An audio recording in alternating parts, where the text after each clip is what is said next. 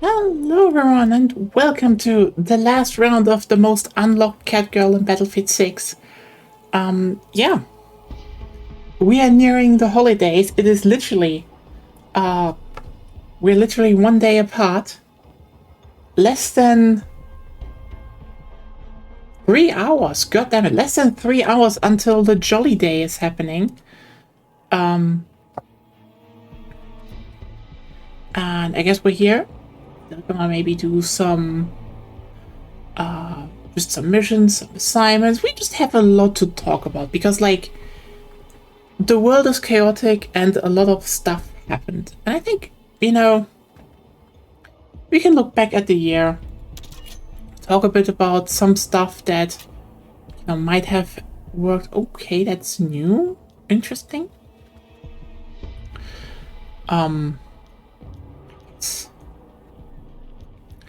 I definitely need to play a little bit more of those modes then.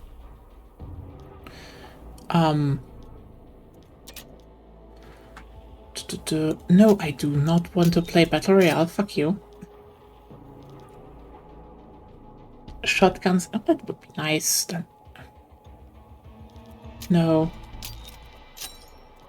Oh. And no. Oh, Recon. Ah, that should be easy. Yeah. For everyone who doesn't know, we are basically short away from finishing up the engine. We have progress with the Recon, so it's gonna be fun. And yeah, I'd say we're probably just gonna jump in and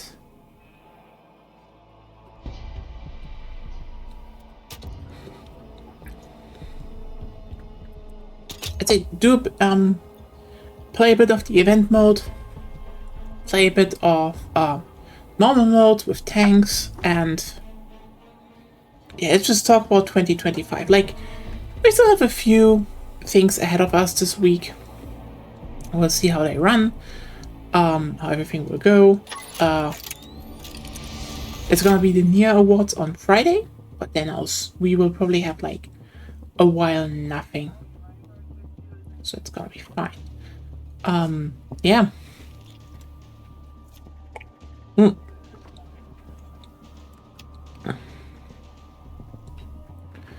We just had, in fact, a very hilarious situation. For everyone unaware, there's this thing called the Epstein files. I know.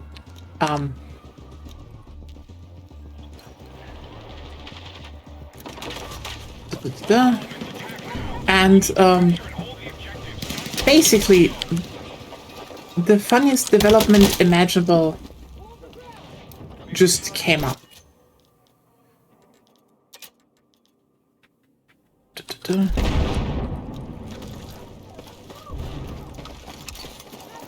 So they effectively went and said, they released a big batch and there was so much censored, like just straight up black, and you're like, oh, there's some probably very important serious shit beneath that. Interesting that they do that, especially since they were, I think, very much told not to, but, Trump administration. If you can be illegal, yeah, they're gonna do the illegal stuff.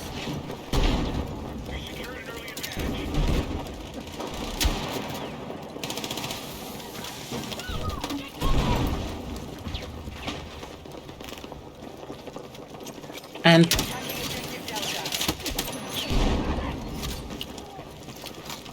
then something hilarious happened. Basically, people realized, wait a second, they didn't really redact the shit. They apparently just threw the files in Adobe. Like, the PDF reader. And then use the highlight tool the fucking highlight tool to just, you know, put on black to darken it, which is just outstanding as just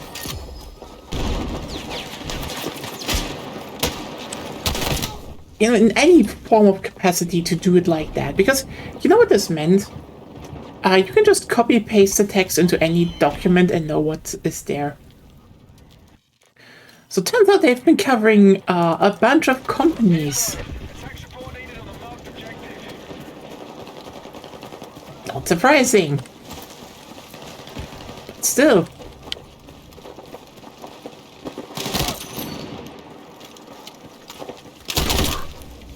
It's just very funny how inept they actually are in that regard.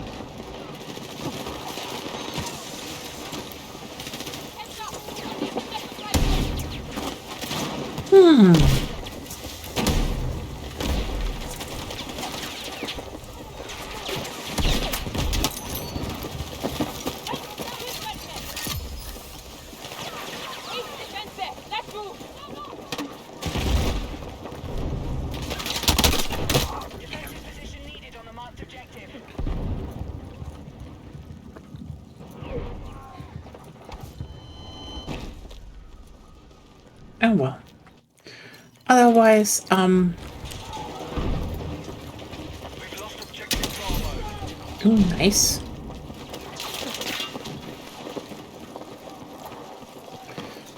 It's, I don't know, it's been a bit of a low-key year here, I would say. I'm still working towards maybe getting some things organized, because I really want to be affiliate next year. Like, it kind of sucks that I can't be right now. Annoying.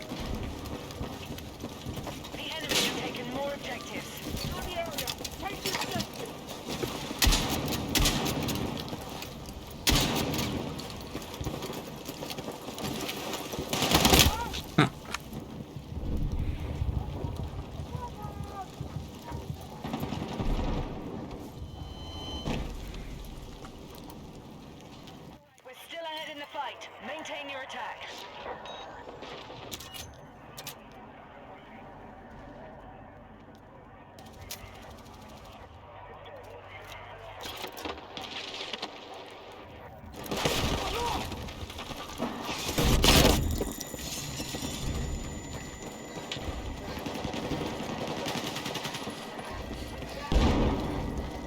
Frag out!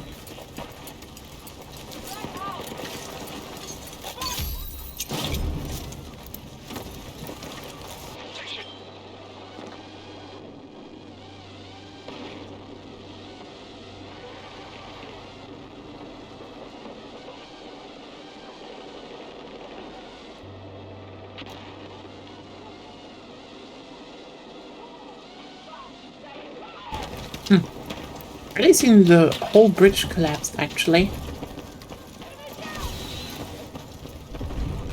Usually doesn't happen. Targeting objective Delta.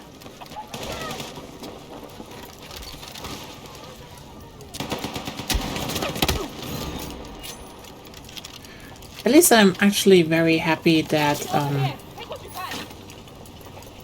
has secured more objectives. how a few things developed this year. I mean, hey, we did find at least that there is a cat cafe near us, and we've been there twice. Sadly, we cannot get it to 3, but that's fine. We will visit the cats again next year. We still need to, we still need to find out what like the optimal time period of the day is to when the cats are active. Because they were a bit active, but they also were slowly going back to sleep yesterday. So probably need to be a bit earlier there. Because when they were active, they were very cute. Because cats are great. Cats are the best. Like, I don't think enough people appreciate cats.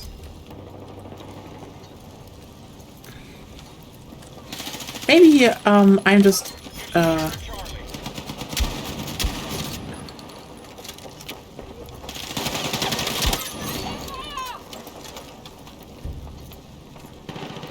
a bit of a harsh person, but yeah, I don't think people appreciate cats enough.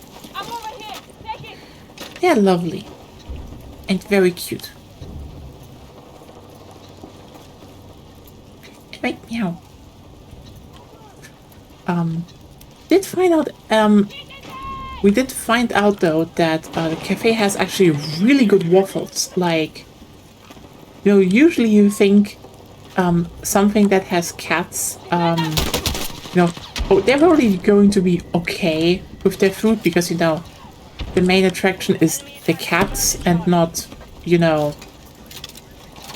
food.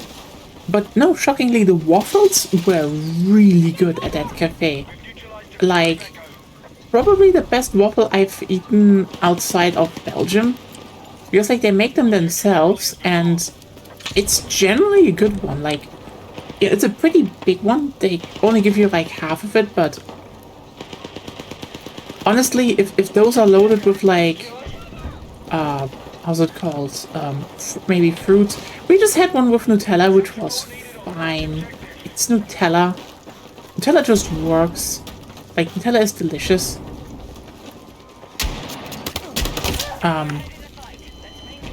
But I do think if this was actually loaded with like fruits and some ice cream, this would be like a lot at once. Like quite a lot indeed. So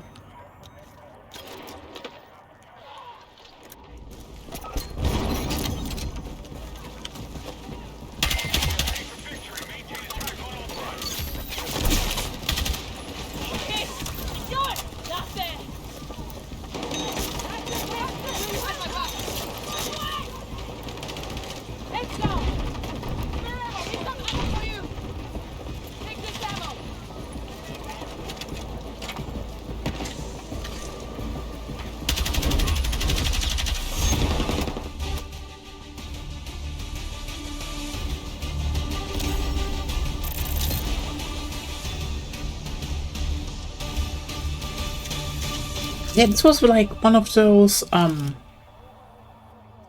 it was a bit it was cross on the outside, also perfectly uniform. Like it looked like a waffle you actually expect to be store-bought.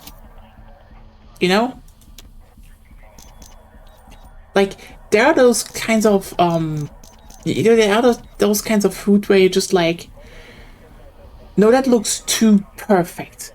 That should not be like that, And apparently they just make really good waffles there. They also make it themselves, and yeah, cross outside, fluffy inside, basically already falling apart when you break into it, which is like again, another sign that this can't be store-bought. Like, store-bought waffles, if they break apart, they're too dry. If they're not, they're just, they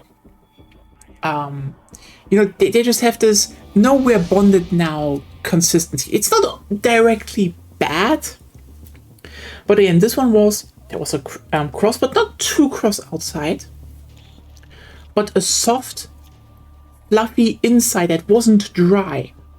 And then they had I cannot actually describe it better than the perfect hint of vanilla. Just the perfect hint. You know when someone is like, oh, we have a bit of vanilla in there, and then it's like vanilla, but like all of it's just fucking all of the vanilla. But no, this one was genuinely oh yeah, that's good vanilla. That's really good vanilla. Like just the right amount that, if you put something like Nutella on there or so, it just gives this extra hint that just rounds out flavors. And that was pretty good. So yeah, hey, turns out we don't not only have a cafe where you can, pet cats, which is amazing. It's also a cafe where you can eat banger waffles. Next time we will actually try that cat because, like,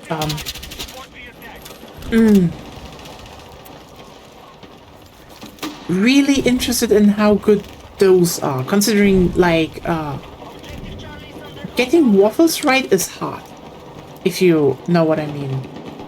Like, they make good pancakes, I think. It's just a personal thing. I know at least when I make pancakes, Agonia eats them, and she generally likes them, so I suppose they're good. Agonia, do you think I make good pancakes? Generally. Yeah, because They're at the very least not bad. So I would count them as good. But I'm not sure how to. I do not have that many references. okay, you know what? That is fair. You probably need more references. But like, I was talking about that next time we will try the crepe at the cat cafe. Mm-hmm. It's just like I make very German pancakes because I like them a bit thicker when I do them at home because that's just my thing. It was just like, do you actually like mine? But because I know there were instances where you're like, those didn't come out well, and instances where you said they were really good. The thing is just that I wanted to talk about the fact that I've eaten a bunch of good and very bad crepes in my life. Because, like, sometimes when you're like, there's like a Christmas market or so, they always are like, oh, hey, you can buy a crepe. And, Is it called crepe in English? It's called crepe, yeah. Not cake. No, they generally just take the French word. I find that, they basically use that for all thin pancakes, which is like, okay, just so you know, by the way, for someone who's not, from, fuck it, the civilized pancake continent of Europe, where we actually know what a pancake is, and not, some weirdly blown up bullshit like everyone in the Anglosphere does. And don't come at me with the Japanese one. That is just a more horrifying version of the Anglosphere one. It's not a pancake. That's a souffle. Okay? Just don't call it pancake. Anyway, the thing is, the French ones are called, they call them crepe, but they're like really big and thin. It's like the main ones they do. German ones are usually smaller and a bit thicker, but they're also also roll them up. By the way, for everyone who ever played Helltaker, that's the type of pancakes were in that game. That's the more Central European one. It's like in Germany, Poland, etc. West German. What? West German. Okay. I know you. Okay. Hey, you know what? Should we get into the pancake lore? So basically, French pancakes are, again, very thin. But they get thicker the more up north you go. Like, for example, Blees are already very thick, basically. But the main difference then is there is a switch in how you make pancakes when you go from East to West Germany, which makes sense.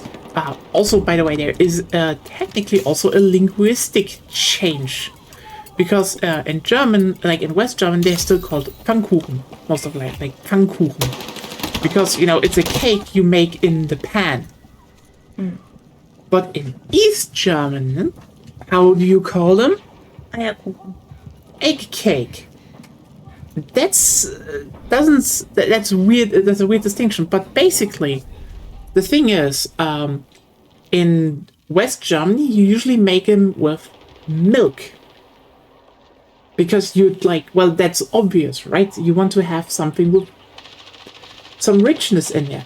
But the thing is, well, East Germany didn't really have milk. But you know, East Germany had what they had? A lot of eggs. Okay, sometimes, but I mean, the moment your chicken production went online, it actually was like quite a good amount of eggs you produced. Like,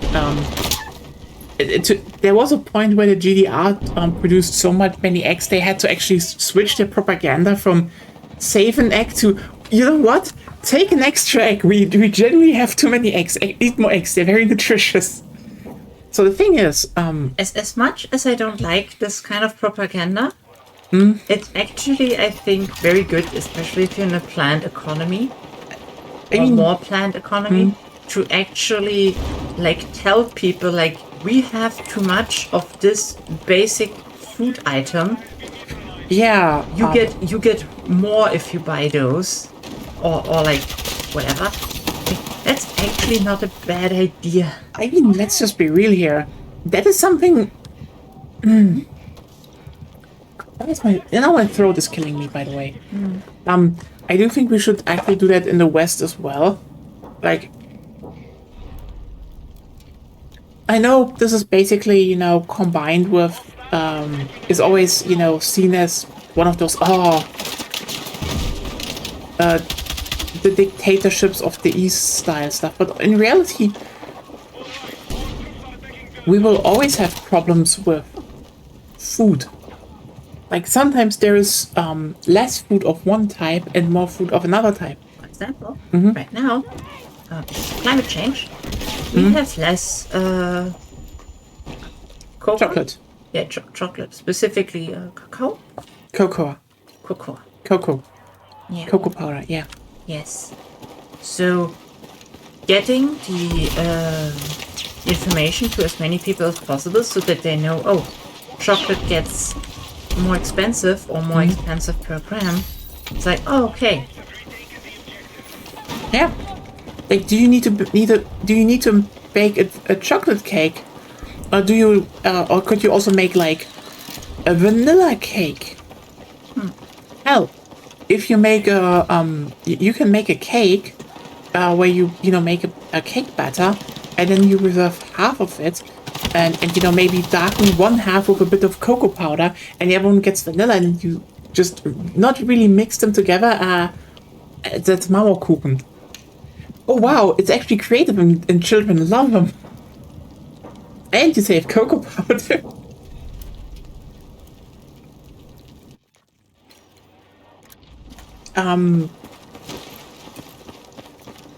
So yeah, or you know, hey,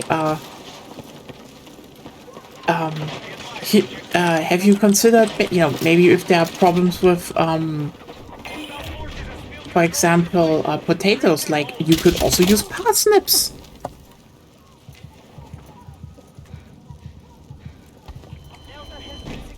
There are a lot of roots out there. I do think, way more conscious food propaganda would help a lot in our day and age. Like,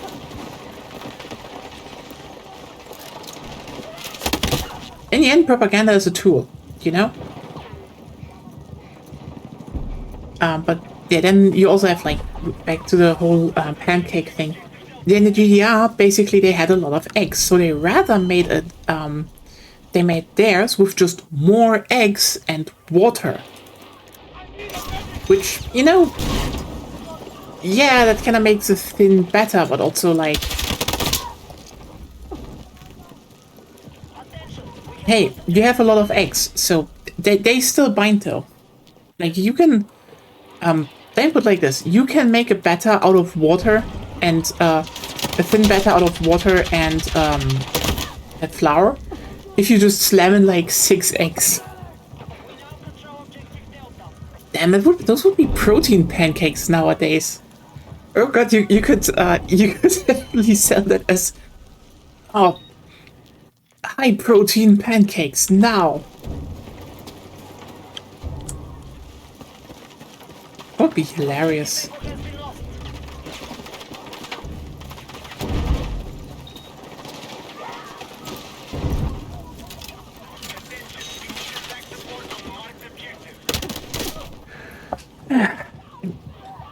Really not seeing a lot of people.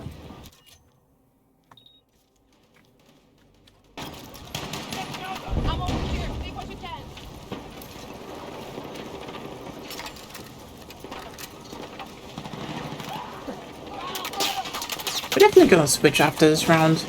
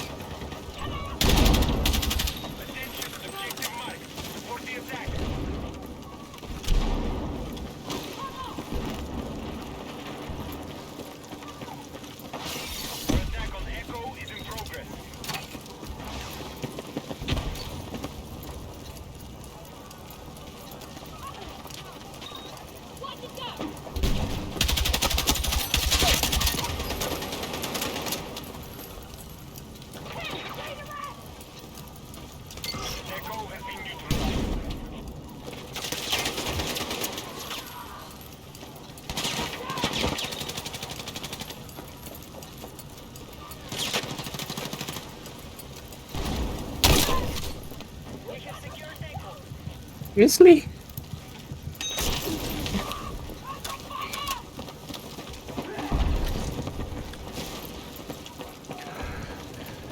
Yeah, interesting shift in that part, I would say.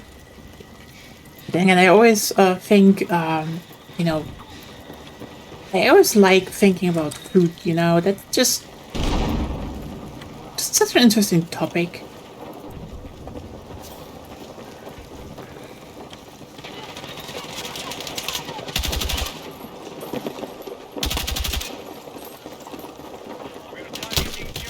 I don't think food is actually talked about or thought about a lot. Especially when it comes to people writing stories or so. It's like actually so much fantasy stuff nowadays, and it's like you never thought about food.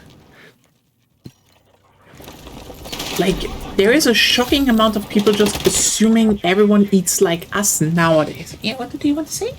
I think most of, especially the Japanese novels, like medieval fantasy, and basically just Dragon Quest.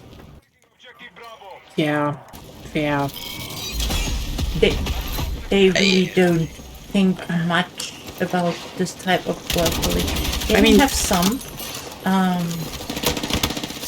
They're outliers as always.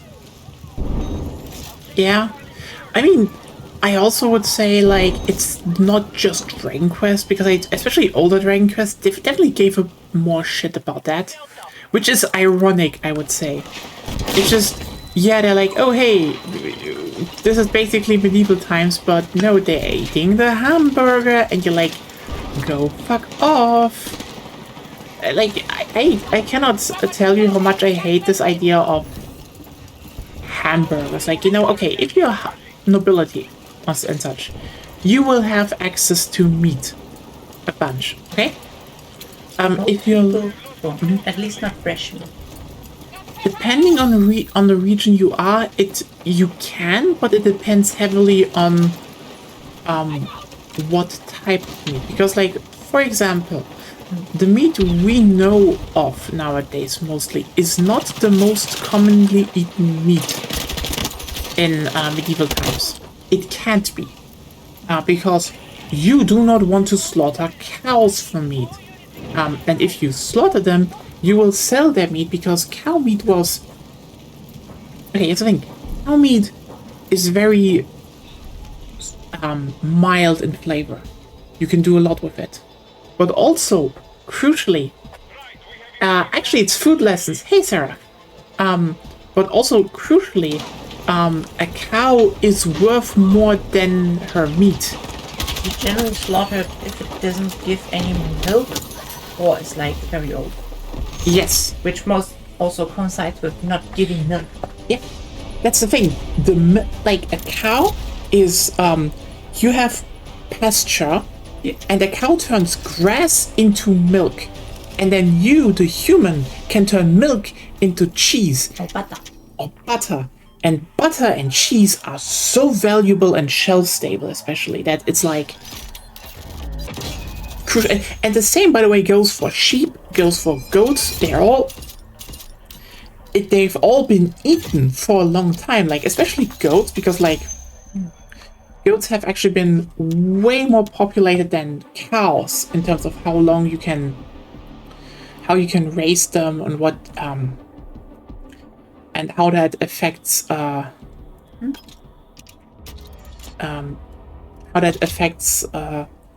long it takes for them to grow up and to be slaughtered, and also you can keep more goats in a smaller place, and you can have them in like way rougher territory. So like this is why like in a lot of alpine regions or Anatolia, the Middle East, so many goats with literal fat asses, because they still have those something goats. You could research in like a quarter hour.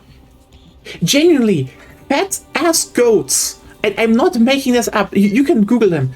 Those were goats cultivated back in Mesopotamia. Mesopotamia. The Babylonians ate this fat from the goat's ass, and they still cultivate them today because the gigantic piece of fat is perfect. It's flavor.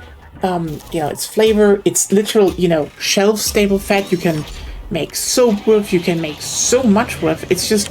You can also make meat last a lot longer if you use the fat to isolate the meat. Yes. In like clay pots or similar. Yeah. Then again, preserved meat, very old techniques. Some pickle them. They still do that today. Put meat in honey if you in a rice region, you can preserve it in sticky rice. Yes, sticky rice. That was a very common thing in Asia again. But yeah, the thing is that when it comes to the cultivation of meat, again, the most eaten around the world would be more something like goat or sheep, because again, they grow faster, they need less food, you have way more of them. Also, sheep also generate wool. Yeah. Which, especially like in Europe, making wool to thread was like the job of pretty much all female family members. Yeah. Because you needed like several people that spin thread to supply someone that does something with said thread. Yeah. It was just a big thing on why you had these animals. They were like, animals were more than just meat. And yeah, mobility, obviously, they had it. But you know, the most meat, like the absolute most meat that was eaten by the commoner in Central Europe was boar and rabbit. Because even with predators around, there were too many wild boars. But, you know, you had a bow, you could just go and get a boar. You can easily put down a few traps and you had some rabbit meat. Yeah. And also another meat that was very popular, which was actually cultivated. And hence all the boar hunts in sagas led, yeah, boars were still like a problem. Group effort to hunt special. A group effort, but like, you know, when a village came together, you could kill a few boars. That wasn't a problem. As long as you had a boar spear or a good trap. Yeah, good trap, boar spear, you had boars. That was just one of those meats you could basically get all year long.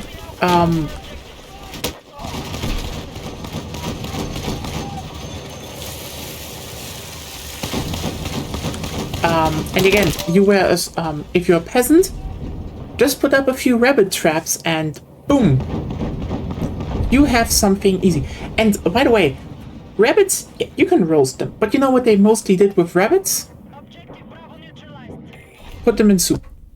Because suddenly you stretched all that meat, all those vitamins and ingredients from that meat into, well... Yeah, they had those perma stews, right? Yeah, that's right. That's especially something that the peasants had. Yeah. Just a stew that perpetual soup was it called? Yeah, because it was often not consumed completely, and so the next soup was prepared in your old soup. Mm-hmm. And so lots of flavors, because you didn't have that many, but yeah. You know, if you got a new spice or something, you could put it in there, and it would mix with all the other flavors that maybe still linger. Yes, and that was a thing they did. Again, a pretty important part. Also, if you want to have a medieval European style of eating, like especially when you talk about nobility, here's the thing: there were no plates. There was bread. Because they baked big loaves of bread, simply due to the fact that when those loaves of bread, you know, when you eat on those loaves of bread, all the juices and fats get soaked up in the bread, and then you can actually hand them out or reuse them, which is just way more economic if you're, you know, living in medieval times than anything else. Otherwise, by the way, could basically buy piety with that. That was a big thing they did. They just I know that it's basically, by the way, this is something that is nowadays dramatized because, like, you know, during the Baroque and Victorian age, a lot of habits from the from medieval times were basically slandered. simply due to the fact that, you know, they all wanted to be like, oh, look, we are less barbaric than them, you know, while being sometimes worse. You know the situation. Just casually slander a whole age of people. Because, yeah, those were not just thrown out to the poor people, those were literally handed over. The breads. Like, no, you know,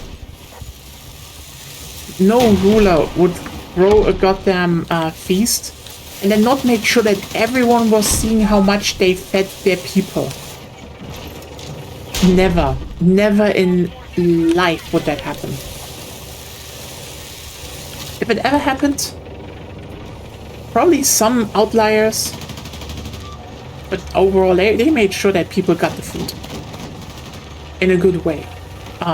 That's a big thing. Otherwise, though, there's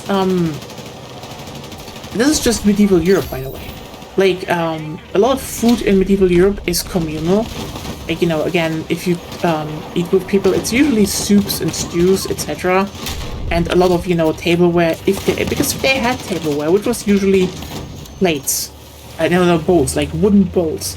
And, you know, if you were like nobility, you either had maybe a bit of pottery that depended on the region. Like, ironically, the pottery bowls were more a thing in southern regions than in northern.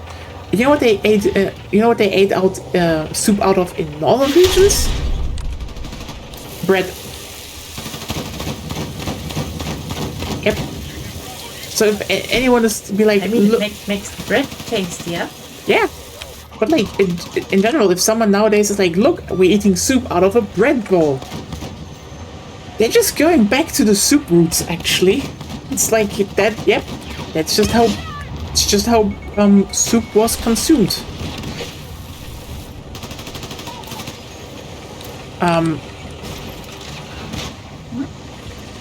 Otherwise, I do think a lot of people always, you know, aside from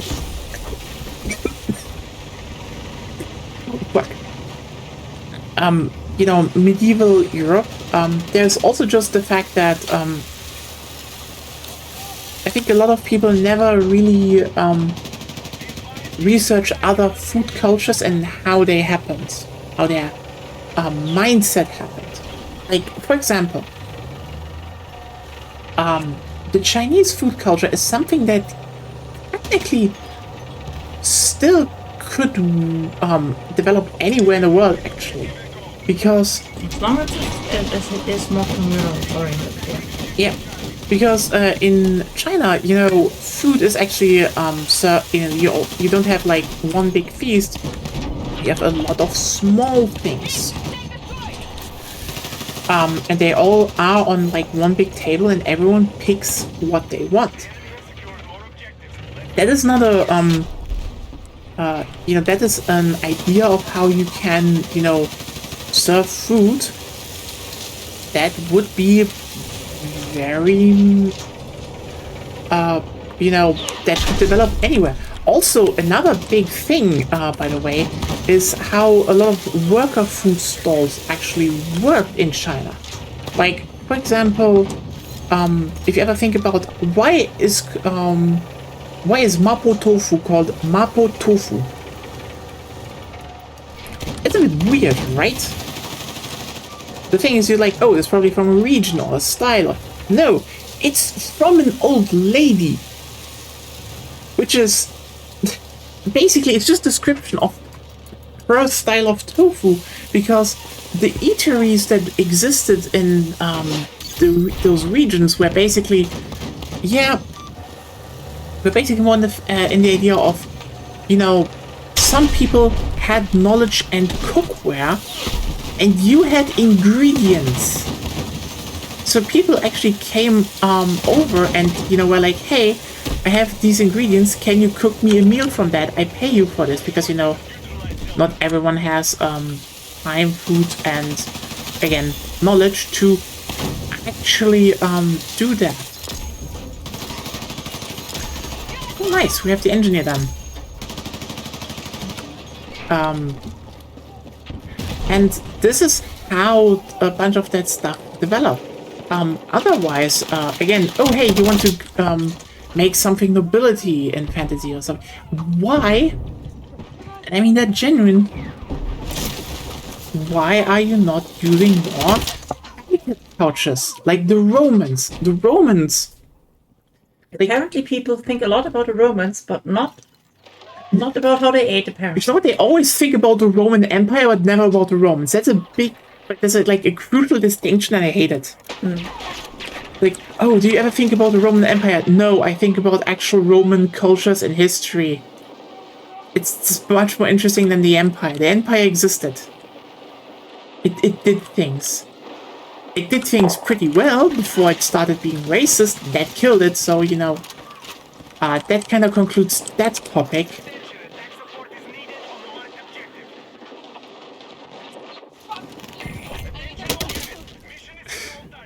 I'm very dry when it comes to the whole Roman Empire thing, I would say. Yeah, I'm just like, apparently lots of people think about it.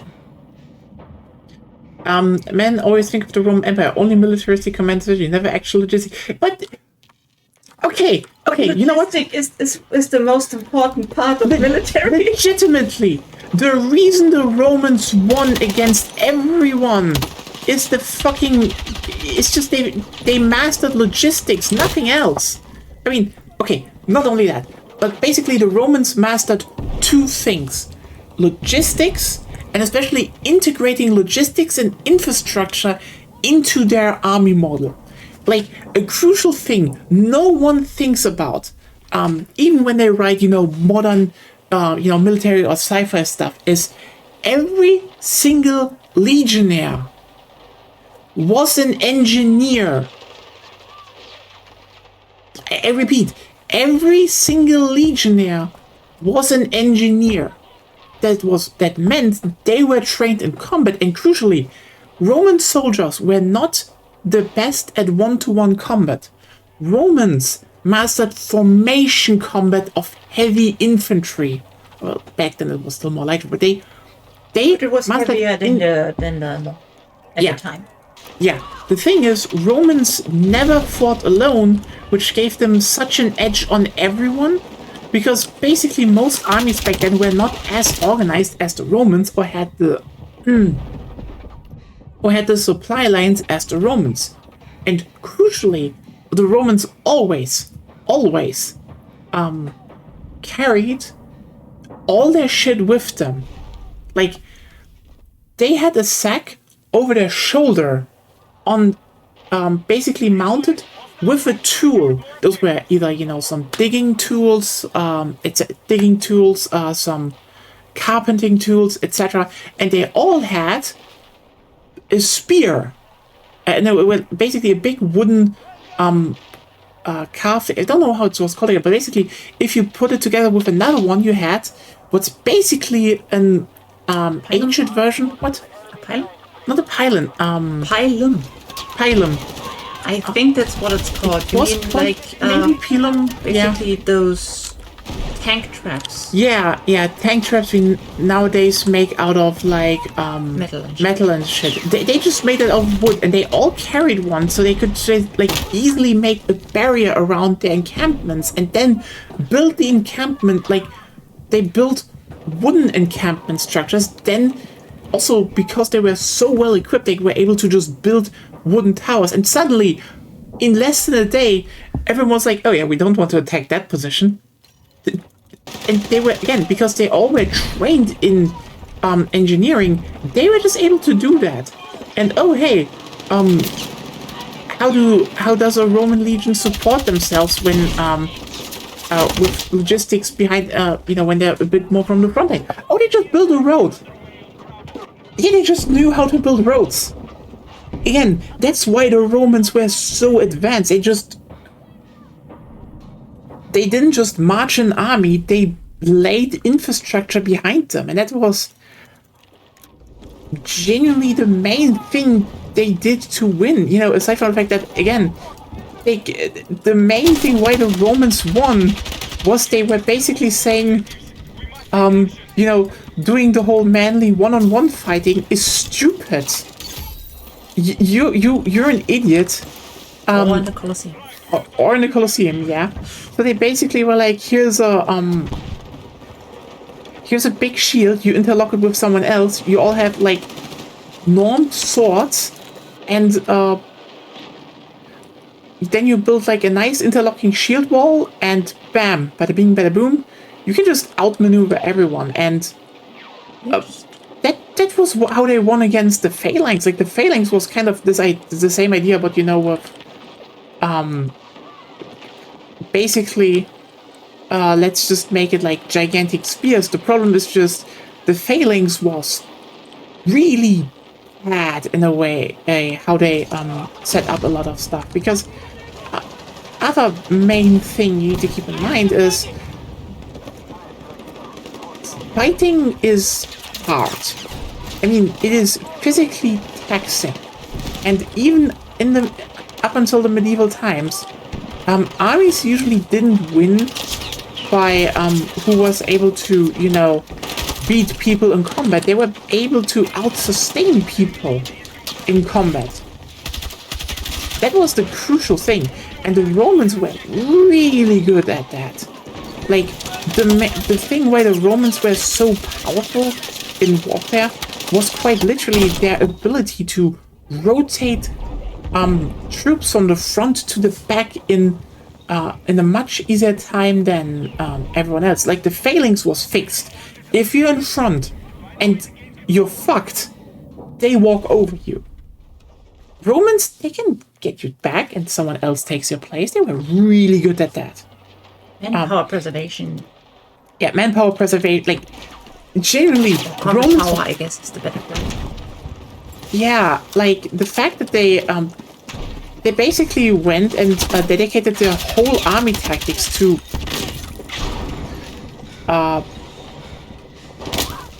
maximize survivability of their armed forces, and they just started winning. I mean, okay, they also did other things, like, for example, you know, Carthage had like really good ships, and they never told anyone how they built ships. And then one ship basically stranded on Sicily. The Romans were like, lads, we have a job to do. And they basically just analyzed every single bit of the ship, redesigned it. But they designed it in a way that they could tell different manufactoriums. They were like, you're producing these pieces and only these pieces. So they, like IKEA, they just hauled them to the wharf, and the wharf they just had to assemble the ship, and then they was and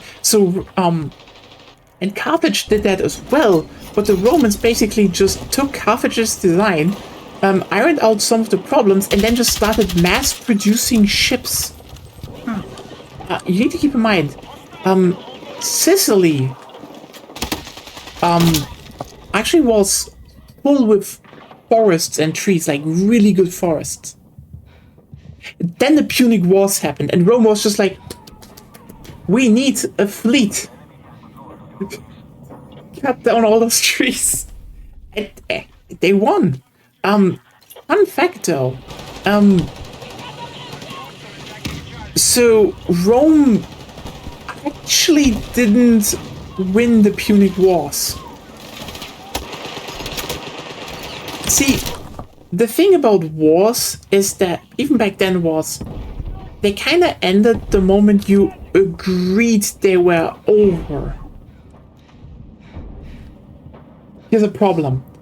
The end of the Third Punic War, like, you know, when Hannibal lost and I think it was Scorpio. I think it was his name. The guy literally was called Scorpio, which is just like, what?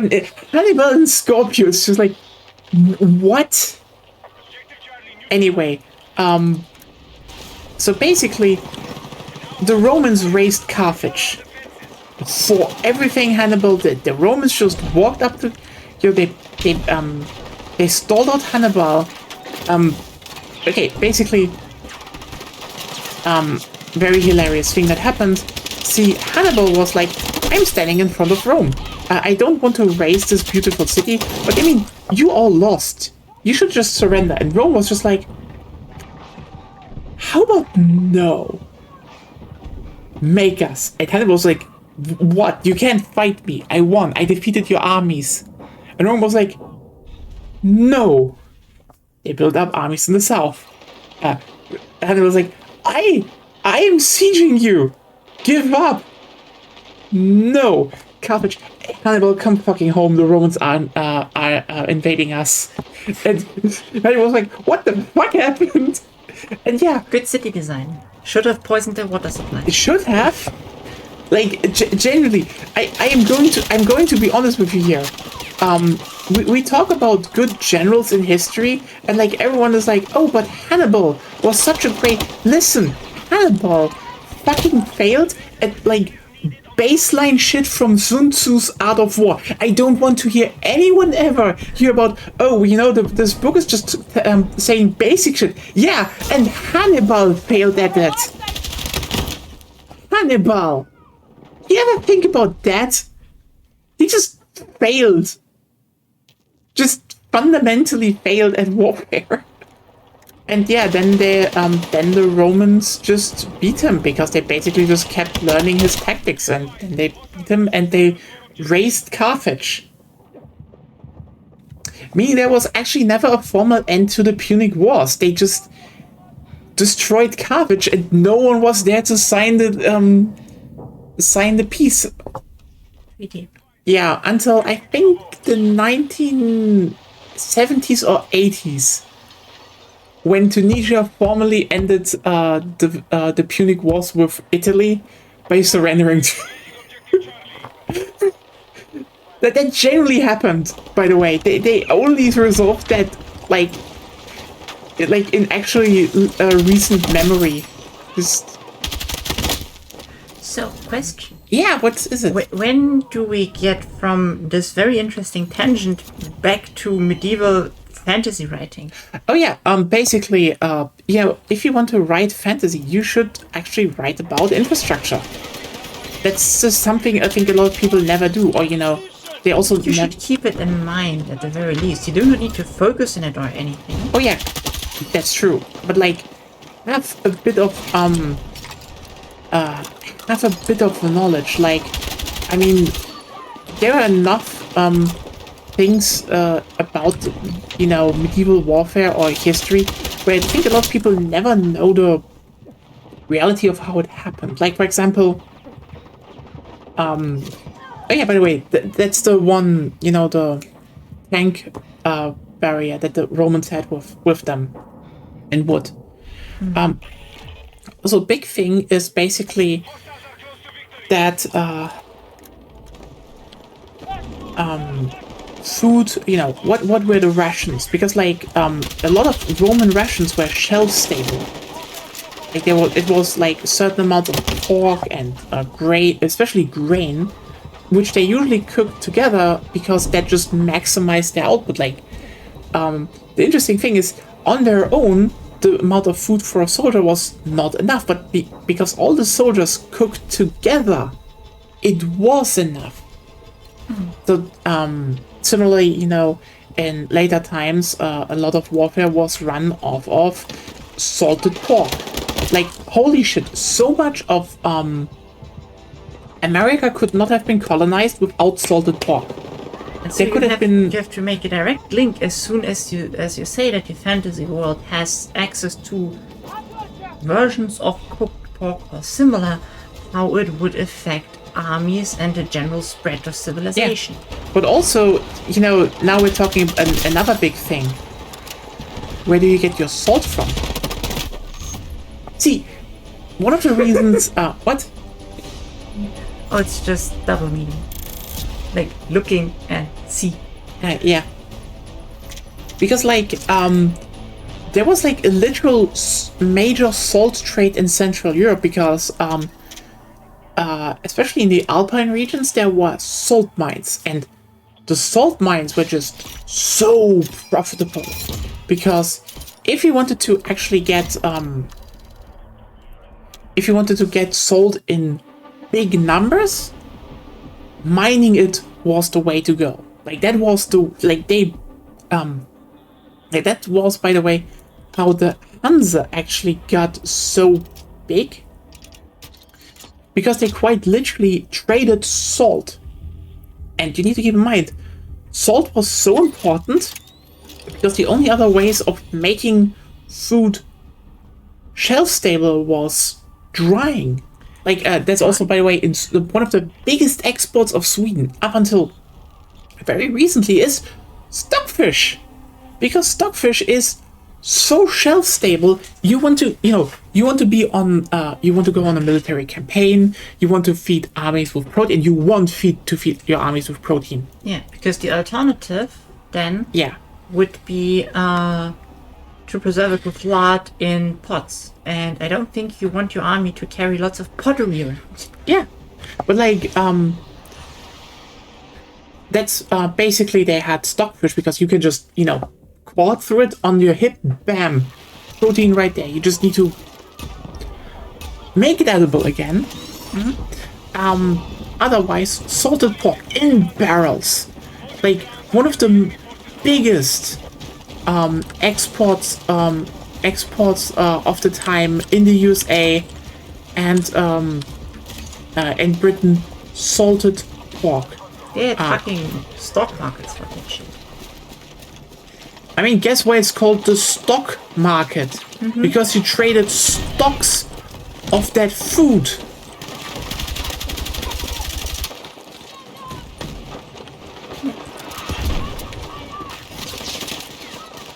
Anyway,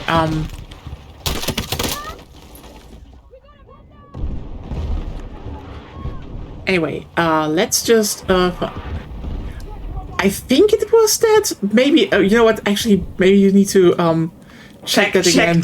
Check that. I think that was it. I heard that at least somewhere, but yeah, it was it was just always a major thing. I double check. Yeah, don't.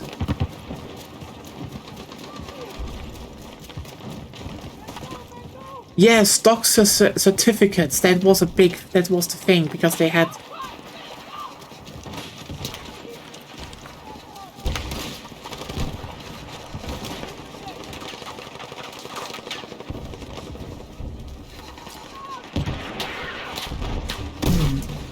I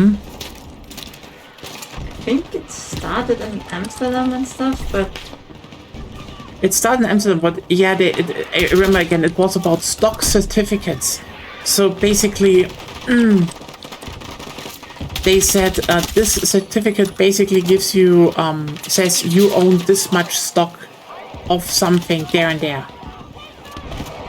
That's how it started. This is why it's called the stock market, because, they didn't trade, directly. They traded with the certificate that you owned something, a stock of something. That's also why it was the stock exchange in the beginning, by the way. They traded stocks. Which, makes sense. Anyway, so which kind of examples would you go to for medieval fantasy writing that does it well and not well? oh, I mean, you know what? Basically, nearly every Japanese isekai anime or fantasy anime nowadays just doesn't do it well. Period. That's fair. But which do it well? Honestly, I don't know. I guess Dankimachi is more on the positive side. I would say generally yes, but there it's also just, how much they eat what they find on the way. And even then I would say they definitely dip more into modern cuisine techniques than actually making what people ate back then. Because, okay, here's the thing. People didn't have sugar. So keep in mind, sugar is a very, very recent thing in the world of cooking. It basically was a revolution because everyone who wanted sweet things beforehand needed to either have honey, onions. Keep in mind, the reason onions became so popular was to a degree. Yes, you had extremely shelf stable. By the way, paying people in onions, it was a thing since the Egyptians. Like, literally, the pyramids were built by people paid in onions, and they had unions that talked about onion payment and went on strike for better onion payment. Anyway, the thing about onions is, we nowadays know them because they're spicy, but the crucial thing why we nowadays have sweet onions is, you were able to, they cultivated normal onions and sweet onions because, you can basically grow them in very bad soil. You can grow a lot of them. They're extremely shelf stable. But also, if you cook onions right, it's an onion union. Yeah, it was onion invasion. But yeah, one of the key things is, they basically had sweet onions. So if you wanted to make something sweet, you caramelized onions. That's a big thing, and I think that is if one fantasy world has access to sugar by some monsters or rare plants or something. Yeah, that needs to be taken into account then. Yeah, like, you need to keep in mind, sugar only started to happen due to two things, and it was basically the mixture of it was the sugar cane. Without sugarcane,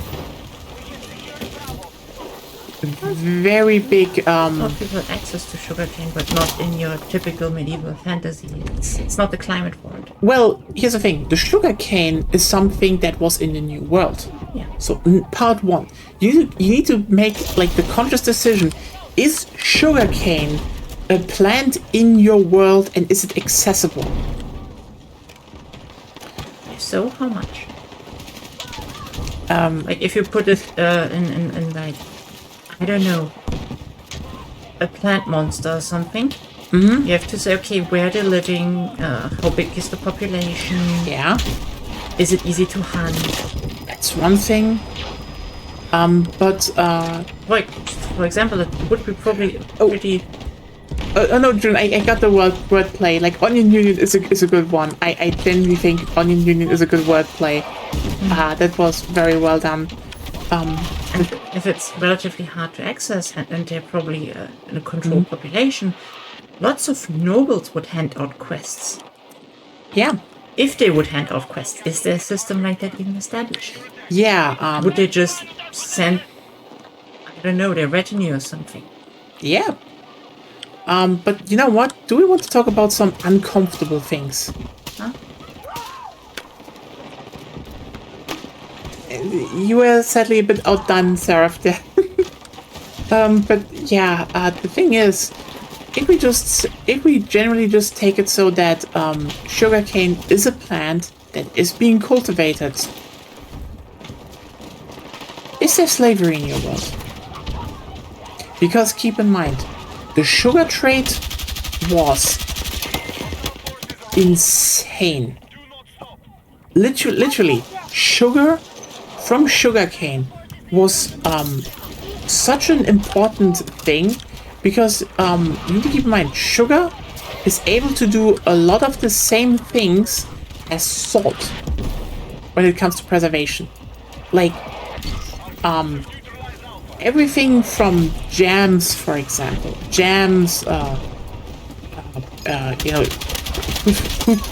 fruit preservation, some meat preservation, etc.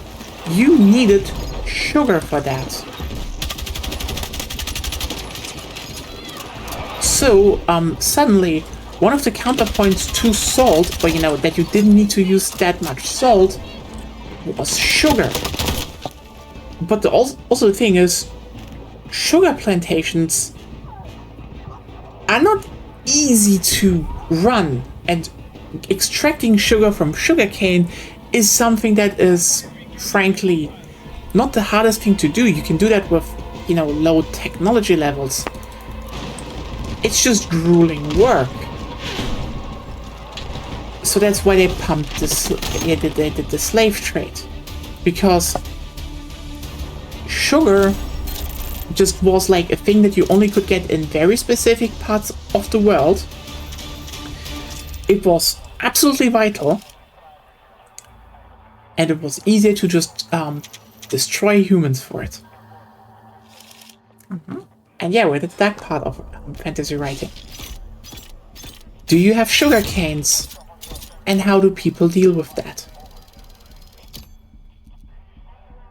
Because if you don't have slavery and don't have, you know, the biggest region to actually farm sugar, you kind of just run into this point of there might actually not be that much sugar going around. Which is an option. Which is an option. It's maybe even a good option if you think about it. If you don't want to have, you know, the grueling reality of people exploiting things, because that's the thing. Food is political. When we talk about how people ate in medieval times, how people got their sustenance, this isn't just about this is not just about quirky fun facts. This is also about the very reality of who had access to what. Some of them are just factual things. Like, for example, how you do not want to slaughter cows for meat. You want to have cows, sheep, and goats for milk, predominantly. And how something like goats are eaten more than cows because they're just faster and easier to raise.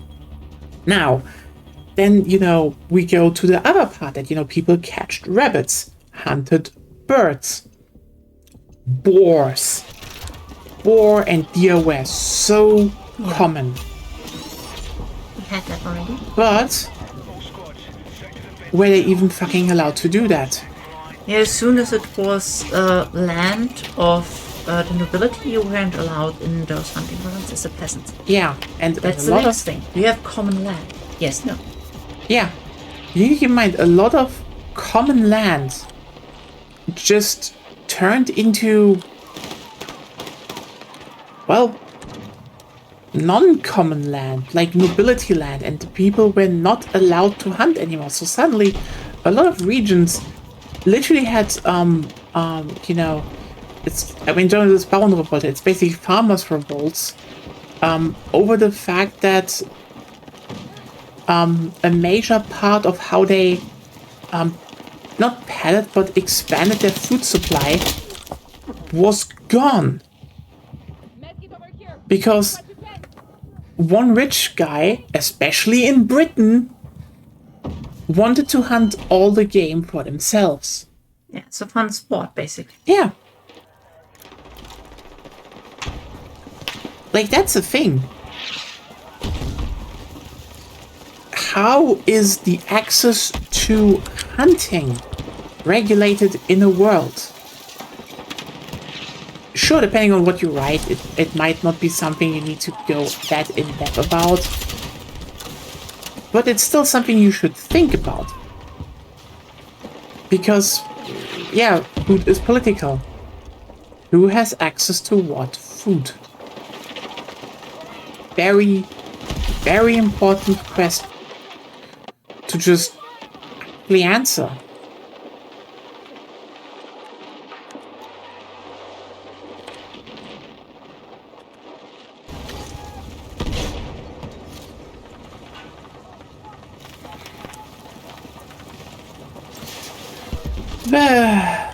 And also, hey, how is your bed baked? Are you do you have flatbreads? Do you use stuff like what type of oven do you use? Like a lot of especially Mesopotamian or old ovens are just clay ovens that are open to the top, and then you stick the dough on the inside. They still do that to this day. So you also, since you only don't have that many ovens in the village, have probably one person or family in charge of said oven. Which is a good job and a dangerous job at the same time. Because bread is obviously very important. So Yeah. they take a cut, but if the villagers suspect, rightly or otherwise, that you take too much or you cheat them somehow, Yeah. your family might die. Yeah. That's the stuff that just happened. The same with, I don't know how to translate it, the miller. It's the miller. Miller. Miller, Yes. yeah. Millers. Same thing. You brought your hard-earned grain to them. You obviously get less flour back, because that's how it works, but what if the miller cheats you of some of your flour? Yeah.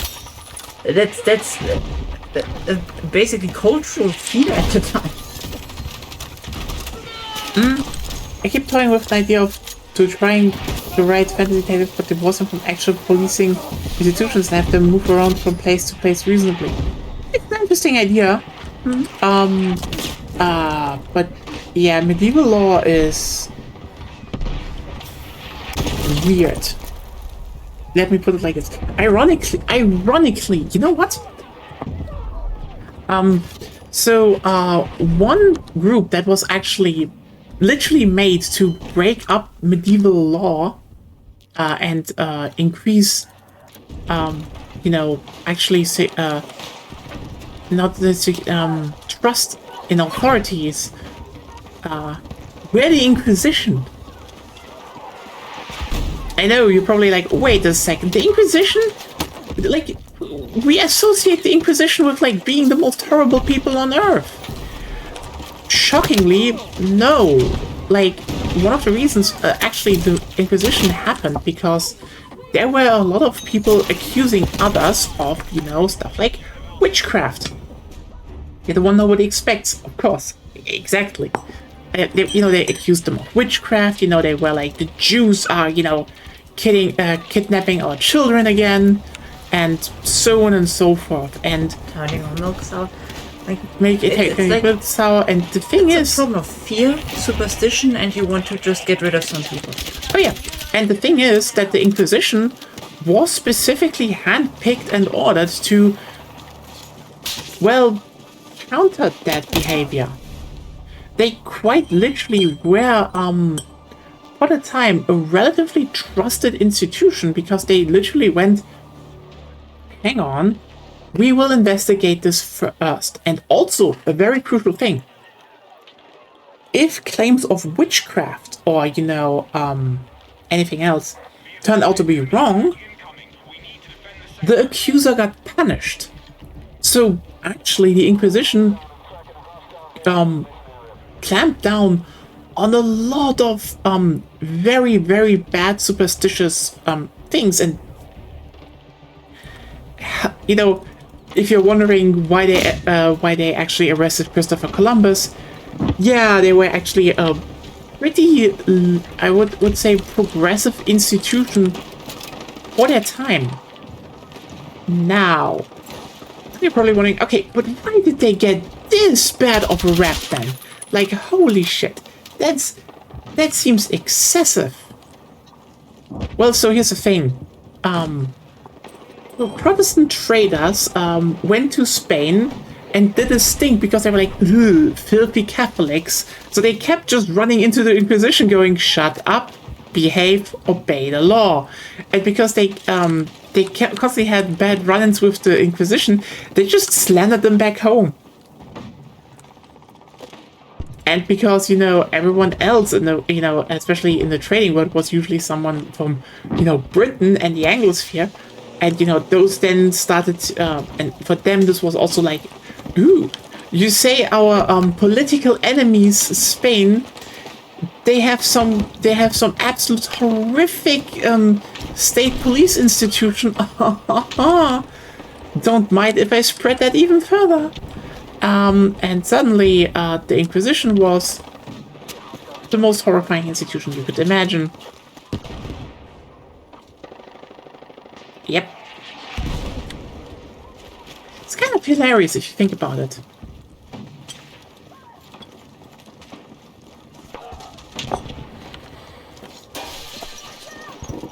But But yeah, thinking about food and the politics attached to food in medieval and fantasy regions, it is a pretty important topic, I would say, and I do think it's just a few things to keep on. Like, again, I recently wrote something, and I was just like, you know what? This shouldn't just be your general, oh, we already know how this looks like, people eat scenario. I just wanted to make it a bit more unique. Like, you can just keep in mind, how, like, you don't need to go in depth. But, like, keep in mind, for example, how different classes of people eat. Like, what they eat. Like, for example, slow roasted meat is also was more common for nobility than what we know nowadays, fast and hot in the pan, because the pan was something, the common folk used, especially in, the colonies. Meanwhile, if you had, if you cooked in the, in medieval times on a castle, you had a hearth. So, like, one big central fire, or, big ovens, and then you hung stuff in there for a long time with the heat, which is one of the main reasons why they, which is one of the main reasons why they did it like that. Like, it was simply from the, kitchen logistics easier to roast a whole pig or boar than, whatever the fuck nowadays the idea of a perfect steak is.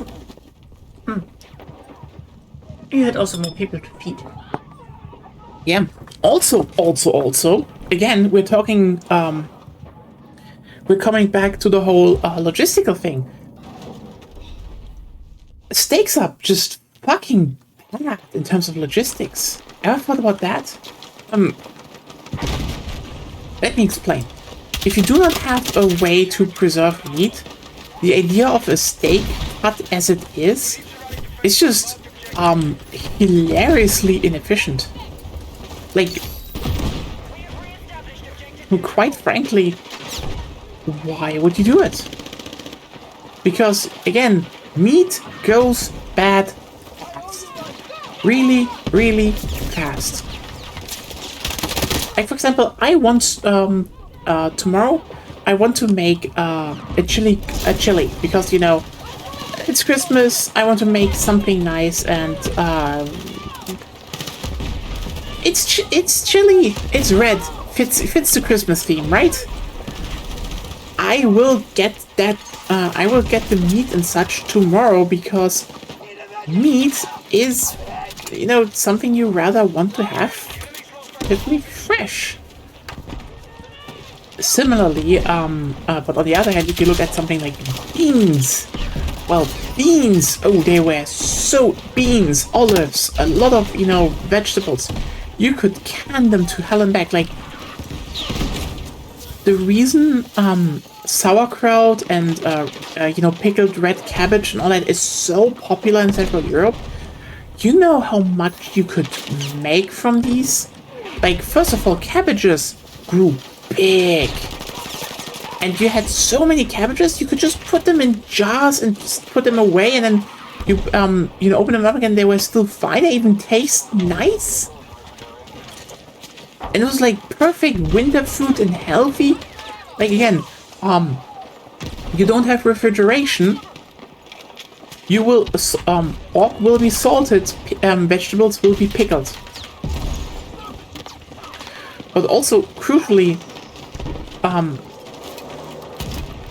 the whole roasted pig sounds funny until you realize that, aside from the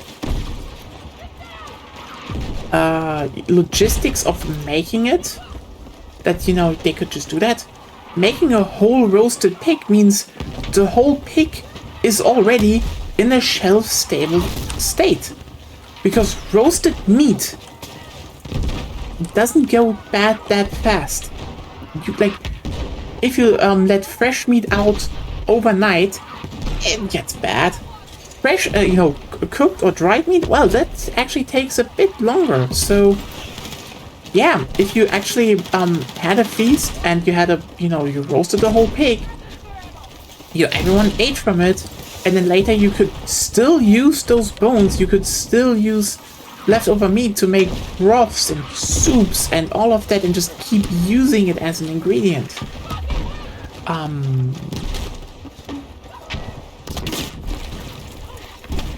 Yeah.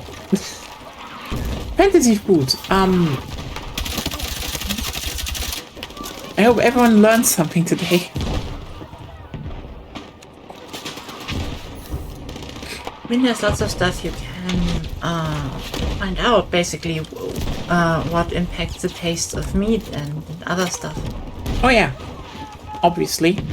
And then extrapolate to your fantasy creations.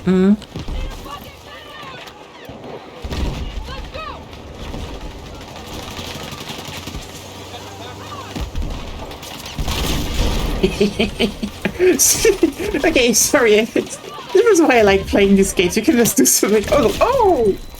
What do you mean you just drove up to my C4? I was learning at least one new thing from these streams. Hey! Nice. That's, something I appreciate. I mean, hey. Also a thing, and by the way, this is for, all those mud writers out there, because again, yesterday I made myself. You had a stupid idea the day before yesterday or something. Or for a yeah. while, but you had inspiration, so you wrote it. Yeah. Yeah, and I made myself very unpopular. Because you wanted to spend time with me, and I wrote like up until 7 a.m.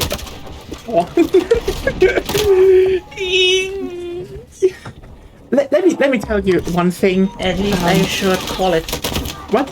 At least I assured quality. I mean, hey, I talked to you that we can assure quality. Yeah.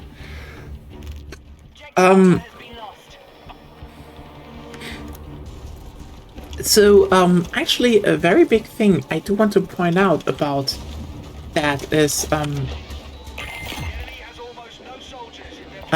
fact that when you write something like smut, etc., especially when you do it with fantasy and different species, etc., or tribes, like they're different.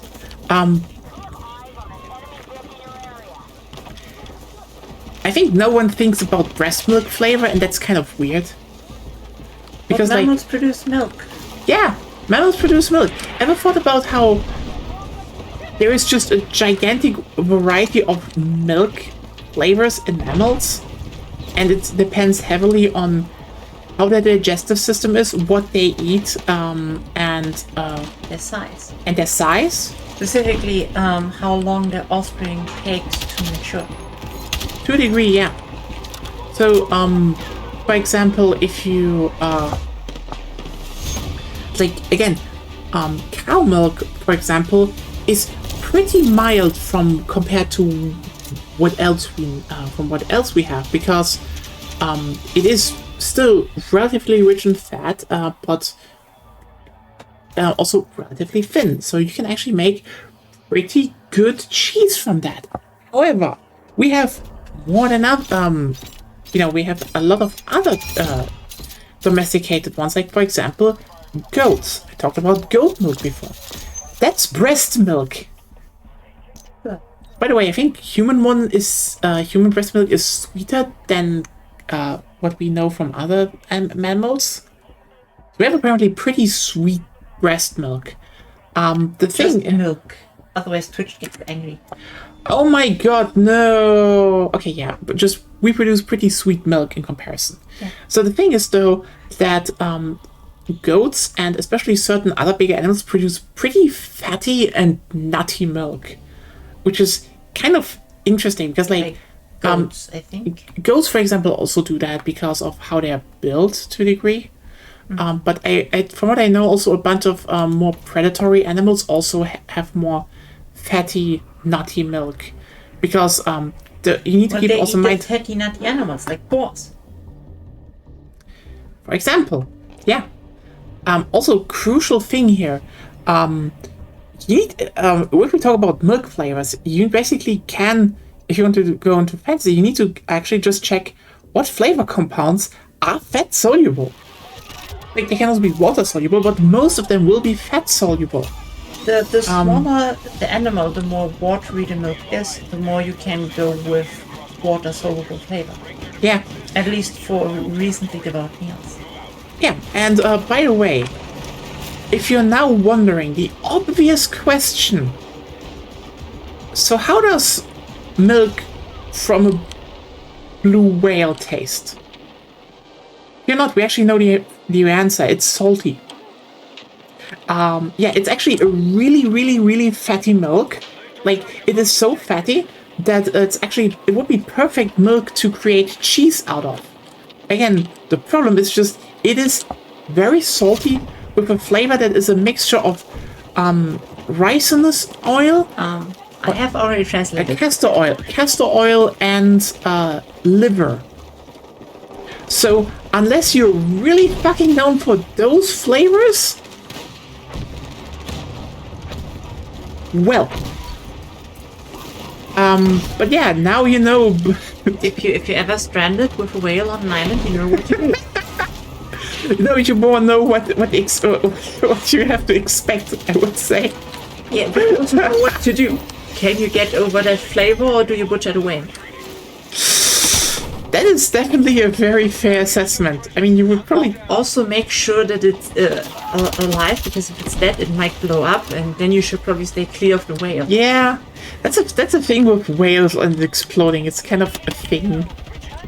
Then you explode again. Yeah, so now we should actually put research into what makes whales explode. What are the characteristics that need to be fulfilled for it to explode? Actually, they're just really big, and their organs ferment and build up gas, and that can't expand. Yeah, so we actually solved that one. So I have not put research into it, so I don't know all the criteria. But yes, size is an important factor. So dragons, when they die, should explode too. Probably. Yeah. I mean, who am I to disagree with that?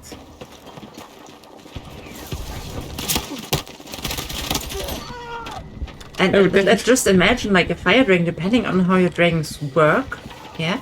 Oh, yeah. They might explode more violently than a whale. So a dead dragon is very dangerous, and you should clear the area until the thing blows up.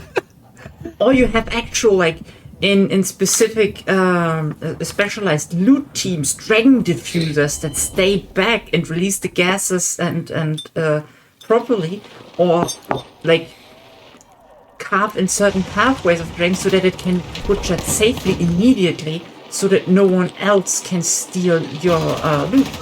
Yeah, we're talking very important fantasy world building here. Yes.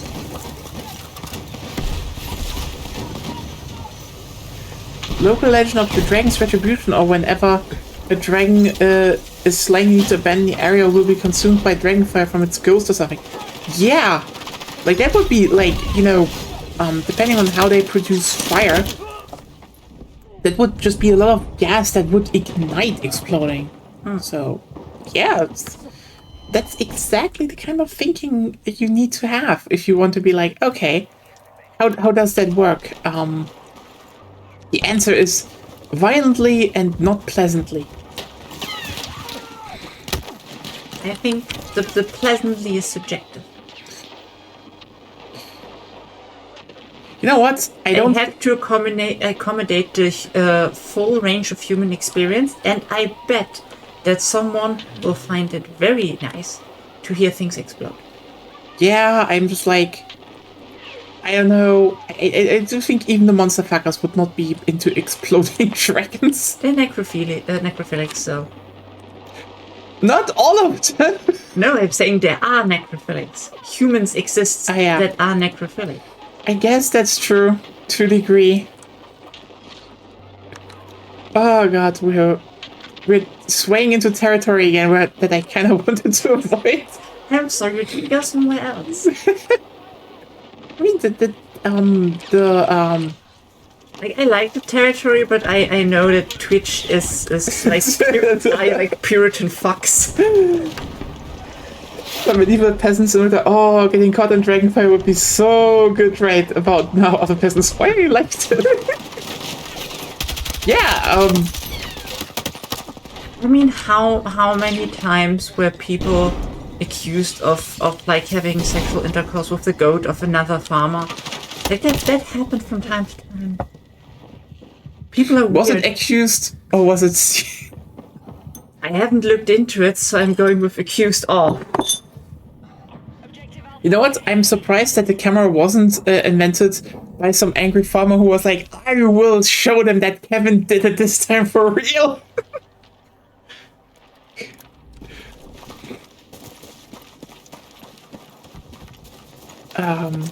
Also, an interesting thing is like animal social behavior and like different types of hierarchical structures.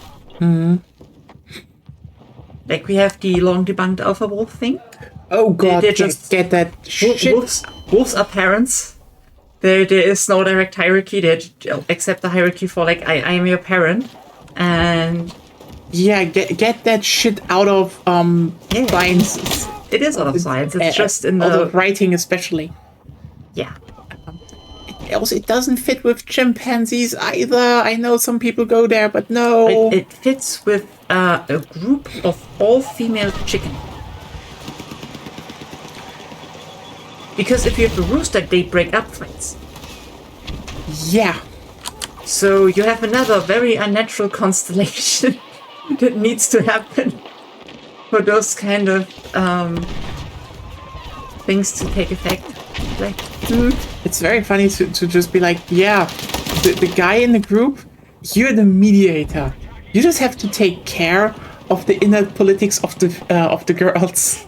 Like, and I'm like, I feel for roosters because like, imagine needing to mediate in a group of just like, just screaming girls.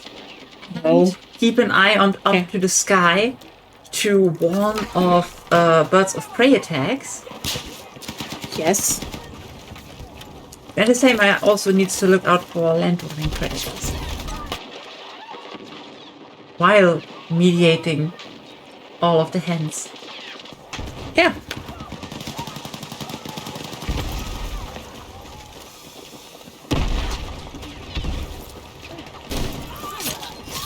There we go. And that's why, if you want to get into like holding chicken, you should get a few roosters. One or two, yeah. Depends on the size, but You'd have not to cock up all those jobs. I mean, yeah. And also another big thing. There is technically a hierarchy in there's technically a hierarchy with monkeys, but also very crucially, even in one group there is not one above all because of physical strength. It is due to a variety of reasons. Like, ironically, this quote-unquote leading male in a group is not one with one with like the most the biggest physical strength. It's the one with the most friends. Like, scientists literally say the difference between those long-term friendships between male chimpanzees, that help each other to, enforce also the hierarchy, and homosexual relationships in humans is quasi-null. The difference between them. So, yeah, so when is the trans lesbian mech convert part of the game? Like, I don't think they have that. The mech title, they still keep working towards that one, sadly. They still need to fuck up Australia, so that still has to happen. and to end the whole lit on the whole old alpha wolf thing, is to say all of those things we just talked about are observed under certain conditions, but it also doesn't mean humans have shame anymore. Yeah. That's such a big thing, because like I do think a lot of these dynamics, observed in enclosed animals that are put together without any real connections beforehand, they do get reproduced, like the conditions get reproduced in our society a lot of times. Like one of the most famous examples is schools. Like, ever thought about how much school is just a lot of random humans get put into one enclosure and are just told, get along? But here's the thing. If you actually take care of wolves in, that are just put together in, enclosures, artificial enclosures, if you help them have food, mediate a bit, etc., all those hierarchical structures of strength get broken up. So if anything, what we can learn from this is, yeah, these kinds of structures can easily be reproduced in human society, because we, a lot of times, actually just create the conditions for them, but we also, crucially, can break them up. And we can actually defeat them. And that is such an important thing to keep in mind, in my opinion. Schools are human zoos, got it. Honestly, zoos actually take a lot more care about their animals than schools. They can. They usually do. At least in most countries where they are well supported, but yeah. But even then, in most countries, they do want to support animals very well. Want to? They don't always. They can't always, but yeah. They try. Yes, schools are basically like part-time zoos in that sense, and prisons are the full-time zoos. Basically, yeah. And again, you can have prisons that are not bad. Actually, look at Sweden, or Finland especially. Where they just were like, maybe we should just stop with all of that. And, oh boy, it just kind of fizzled out. I wonder how that happened. Again, if anything, the whole alpha wolf science showed us that we can have those absolutely toxic hierarchies if the conditions are prepared for them. But even more crucially, we can abandon them as well. Like, we are not bound to recreate something that we can all agree on is very, very toxic. Like lobsters. The lobster, he plays Monopoly and it beats up the rat.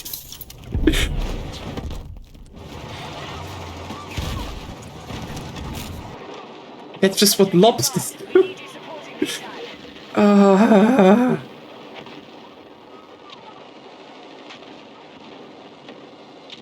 It's kind of amazing how people listen to this person high on fucking ketamine or something, or whatever, what else it was, and then, are like, that makes total sense, and you just need to sit there and be like, humans are not lobsters. Anyway,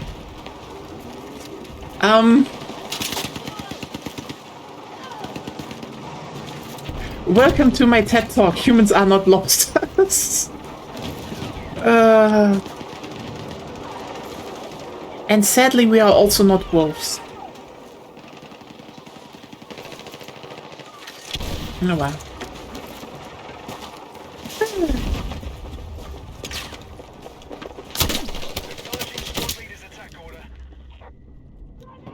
I know what you're talking about, Nia. My flesh gets redder when heat's applied. Sounds like lobster to me.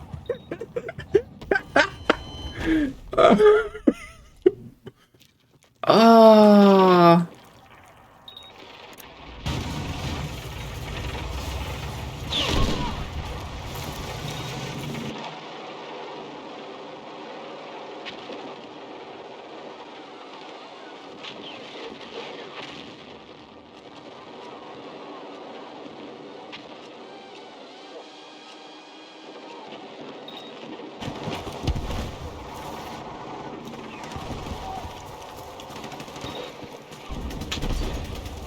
This was a CPC human milking factory. I'm a serious.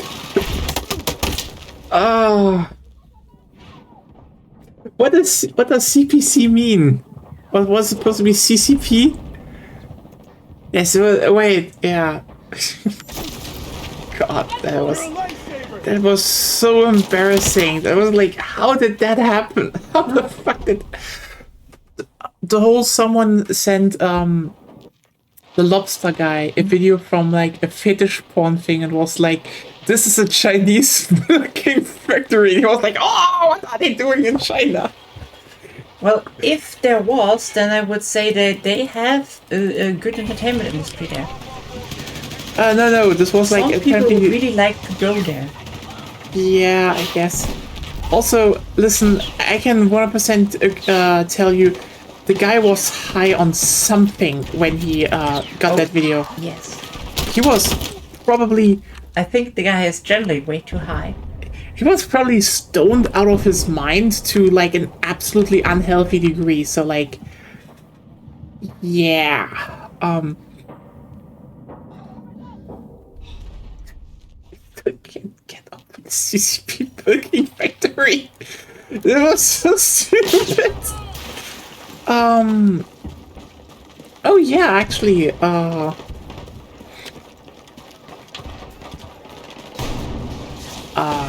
if you hear Sophie, kind of wrote something. I want to probably, for everyone else, I want to upload something probably around Christmas, so tomorrow, the day after.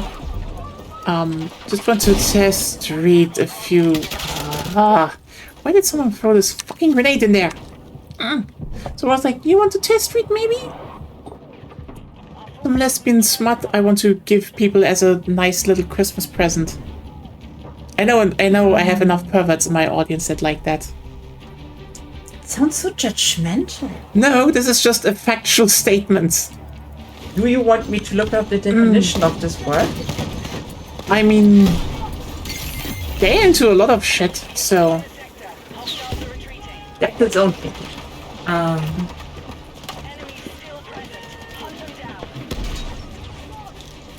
Distorted or corrupt the original cause, meaning, or state of something, leads someone away from what is considered natural or acceptable. Yeah?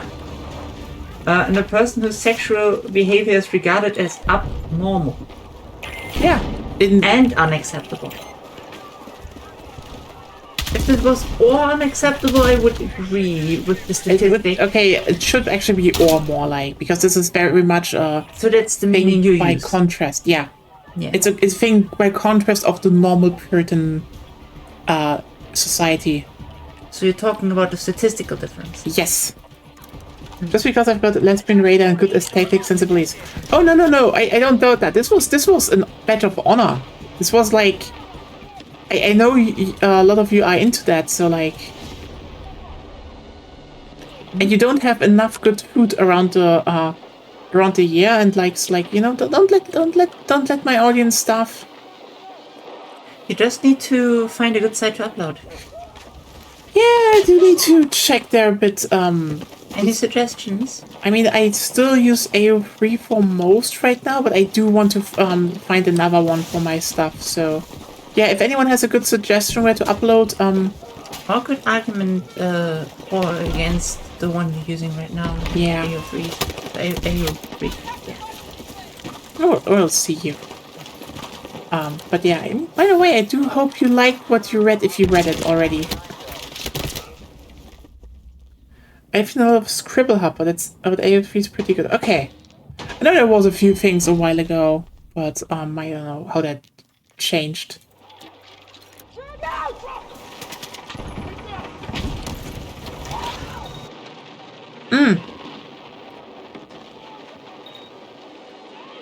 But yeah, Sophie, if you want to test read it, I could send it to you.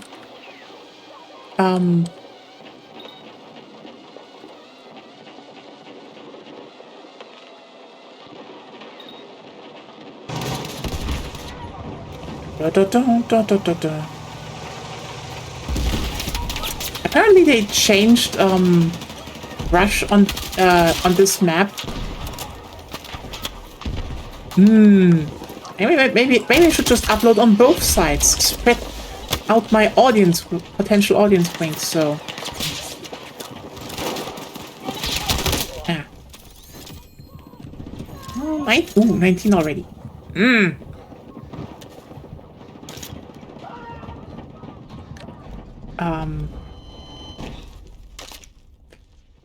Da da da da da da da da.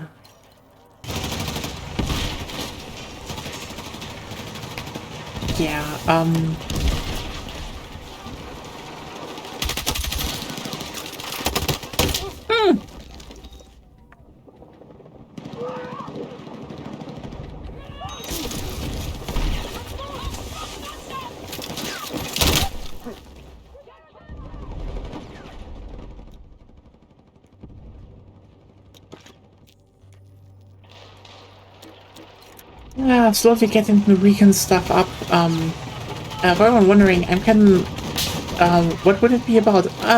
Okay, basically I made a shit post a while ago on Blue Sky, and then I was like, this should be at least its own short story. So, what would be in there in that story? So, it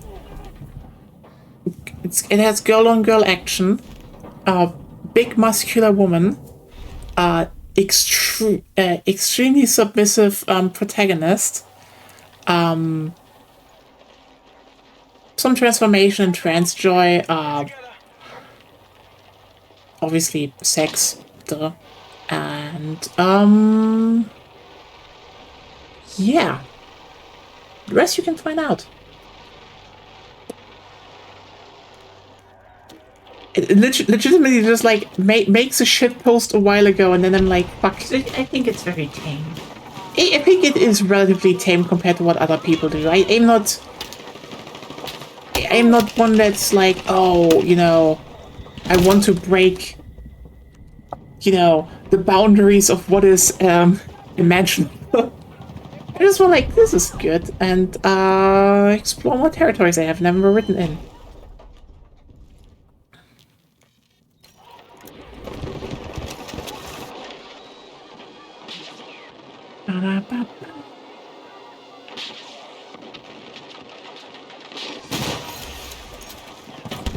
Wow.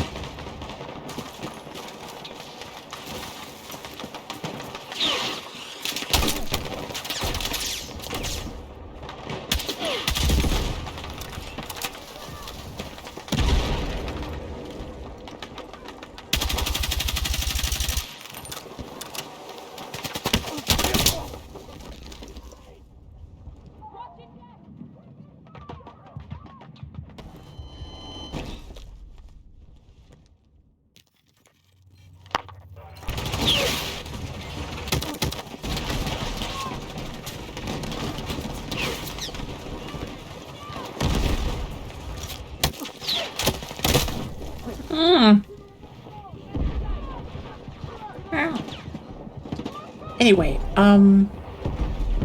maybe read only mine could also be interesting to pull. I don't know that, but I could definitely see. I could look into it. Thank you. Okay. I can send you the file later.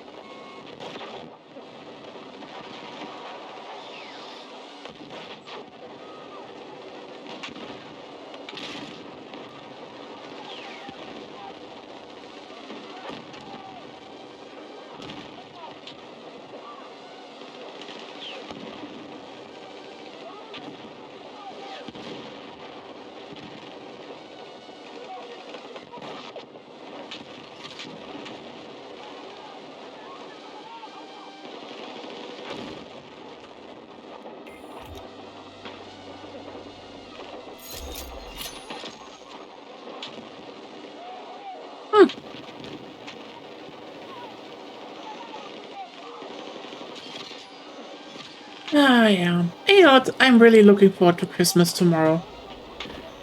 It's gonna be relaxing, but, you know.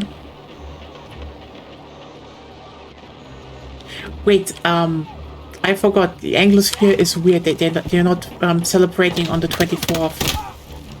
Well, that just means there are two Christmas. Yeah, but like, it's always like, oh, yeah, no, Christmas is 25th. No, no, no, no. 25th is the first day of Christmas. And the second day of Christmas is the 26th. Christmas is the 24th. And, you know, we're not taking no for an answer here because we fucking invented that shit. We adjusted some holidays for that. You know? Multiple times even.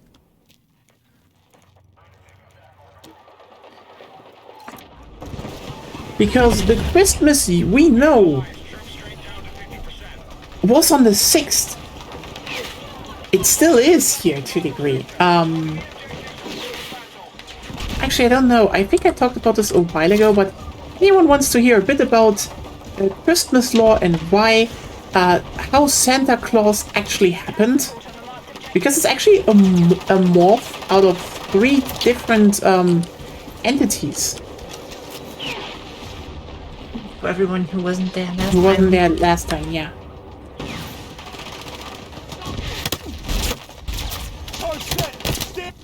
Ah!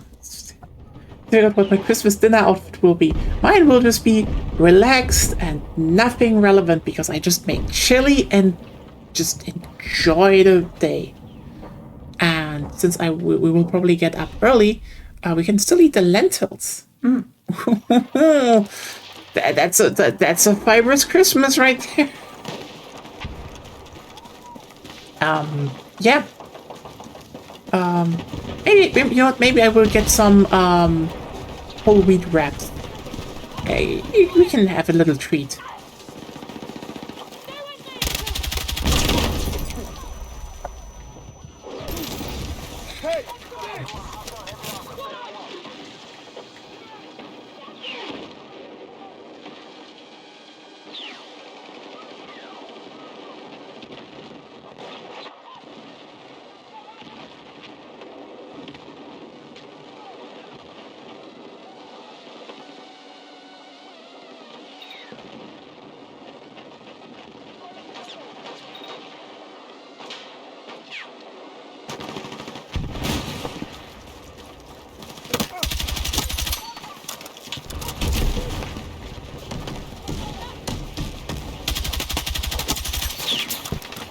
Dun, dun, dun, dun, dun.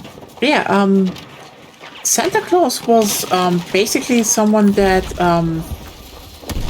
happened to morph out of 3 different entities. So the first one is actually kind of simple. It is actually the reason why he's red and we give presents. That was Saint Nicholas, who's from Turkey, by the way. But crucially, Saint Nicholas is not Santa Claus, okay? The thing is that happened here is basically 2 things. The main thing what came up from him is he was someone who always gifted a lot to the poor. So, to celebrate his generosity, on the 6th in Christianity, it was about, you know, giving away. Yeah, good old Bishop of Myra, exactly. This was the day where you gave presents. That's a big thing. So, by the way, Saint Nicholas, or you know, Saint Nikolaus in German. Then there was a certain group that just has the weirdest fucking German dialect of them all. Hello, dear Dutch people. Yes, it's you again. Because they started calling him basically by a nickname called Sinterklaas, which is basically short for, you know, Saint Nicholas. But, you know, Klaus. You still do, by the way. If you look at it, you're like, oh wait, that's actually already pretty close to Santa Claus. And if you then remember, a lot of Dutch people, you know, they were in the Americans. Like, there was a whole very famous city that was called something something Amsterdam before. They basically brought that concept, them and especially German immigrants brought the concept of the gift giving to the Americans. Now you're probably like, okay, we have the gift giving and we have something of the name, but why is it on the 24th/25th? So the thing is, now we need to fast forward a bit, and there was a guy named Martin Luther, the original one. Basically, he did the whole thing with being kind of pissed about the Catholic Church. And then there was a whole 30 years war about that, and didn't end well, okay? Not a good not a good result for Europe, etc. But basically, Christianity was at that point very split into basically the evangelical Protestants and Roman Catholics. Yeah, Klaas, which is, you know, Klaus in Dutch. So anyway, the thing here is,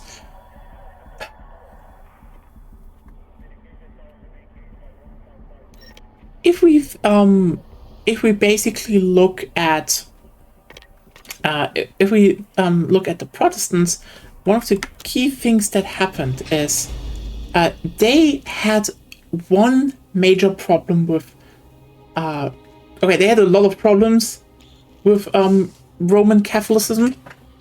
One of the main things was they really hated saints worship.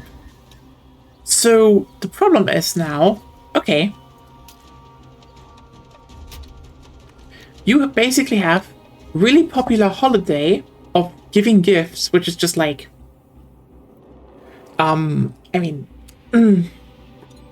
let's just be honest here. Yes, it's worshipping a Christian saint. On the other hand, it is also very popular of getting presents. So people just wanted to keep having presents. So they basically went and were like, okay, we should still do that, but maybe we should move it. And so they basically took the holiday of Saint Nicholas and merged them with the holiday of Jesus. Also, I read mochi waffles. Okay. And now I want to know how they taste like. Nothing urgent, just interesting. I think, Sophie, you need to send me your recipe for mochi waffles. We have a waffle make iron, and there have been enough times where I had to make emergency waffles for Agonia, so this is nothing new. It's just I need a recipe. A recipe. A recipe, yeah. You know, it's been a really long time since I ate mochi. Yeah. I mean, you had at least a really good waffle yesterday in the cat cafe. Oh, yes. Yeah, turns out our local cat cafe does not only have cats, they actually make really good waffles. Like, really good self-made waffles. So, yeah, we will try the crepe next time because, you know, I'm from the southern region near France. I know what a good crepe is, and I want to see how... If you look at professors, be careful when you do, they can smell heresies. Yeah, so the thing is, basically, they took Saint Nicholas and put him on the 24th, which is again the birth of Jesus. So this is also, by the way, why in Protestant Germany, or you know, generally in some parts of Germany, it's not Saint Nicholas who brings the present, it's Jesus, the Christkind, Christ child. By the way, Americans, if you ever heard the name Chris Kringle, that's from there. That's where it comes from, the Christkindl. Christkind. That's from Germans. German Protestant immigrants into America. So, yeah, that is why it went on to the 24th, which is where it still is today in Germany, by the way. It's just the whole. By the way, the whole you put up a boot, and then you find some treats or sweets in it. That's by the way, that's still from Saint Nicholas, and that's still being done on the 6th here in Germany as well. So like, we're still running dual. We basically have two. We basically have two holidays here where we get a few gifts. It's just like basically everyone degraded one to just some sweets at the beginning, and then they were like, the big one is the end. So the key thing here is though,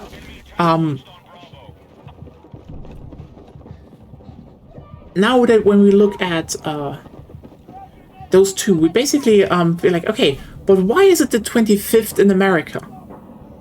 Or especially Britain and a lot of other countries. Well, you see, when that tradition kind of spread, because let me just put it like this: it was just pretty appealing to put it on the 24th, because you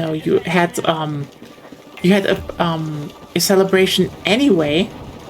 Might as well combine it with the whole giving presents. And in Germany, by the way, you still give presents on the 24th. Like, opening presents is in the evening here. That's very crucial. However, well, you need to keep in mind, Brits are, especially in America, we're talking to really weird cultist Christians, and they kind of had a problem with the whole, giving presents on the birthday of Jesus, because it was like, this was not supposed to be about presents, this was supposed to be about Jesus. And I hate to say it, they're kind of right to a degree there. This was just, to a degree, a PR move by, the evangelical Protestants in Germany, and then they, everyone else was just like, we like the idea, but we do not agree on the 24th, so they just put it one day back, because then it was more like, you have it one day late, we have it one day later, then it doesn't interfere with the whole Jesus business. And that's why in a lot of countries in the world, it is actually on the 25th. Because legitimately giving presents on the 24th versus the 25th was a fucking ideological question at some point. Might as well. Now, another very crucial thing here is though, how did we actually get from how did we actually get from Saint Nicholas, who does not look like Santa Claus, by the way, and the Christkind, which very much does not look like Santa Claus, to Santa Claus? We have the name, we have the reason, we have the holiday, we have the date, we have all of it. We even have the red from, well, the red was the color of the Bishop of Myra. However, no. See, there it actually merged with a certain third entity / figure, and that was Father Christmas. You need to see, Father Christmas back in the day was just kind of an embodiment of winter. Like, quite literally, just, this is an old guy who's just, there when it snows. Was it? Okay, so we have the merging there. So this is how we got to the old guy. Now, why does he actually have this specific outfit? Because we know we have, the red is obvious, but why is there white on it?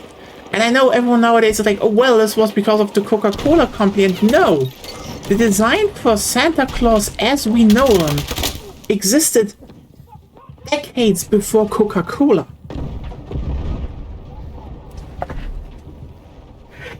And here's the thing. At this moment, Santa Claus, actually, the entity, the idea was there. But the visual design of Santa Claus actually only really emerged during a certain period of time by basically by a German cartoonist that immigrated to the USA. And It's not cartoon. what? It's not. It's a cartoonist. It was No. He was a caricaturist. Yes. Okay. Sorry. A German caricaturist that immigrated to the USA.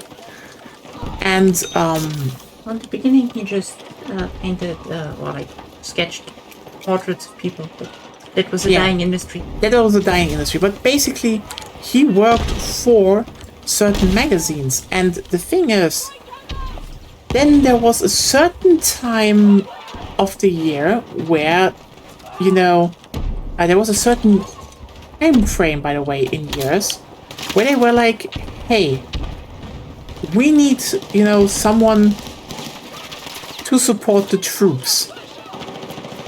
The Union troops. Because yes, the current visuals of Santa Claus happened because a German immigrant caricaturist drew propaganda pictures of Santa Claus giving gifts to Union troops as saying, the embodiment of Christmas stands with the Union in the fight against slavery. And he wore a big red coat with white, highlights and blue pants with white stars on it. Yep. Red coat of Santa Claus is because of the fucking American flag.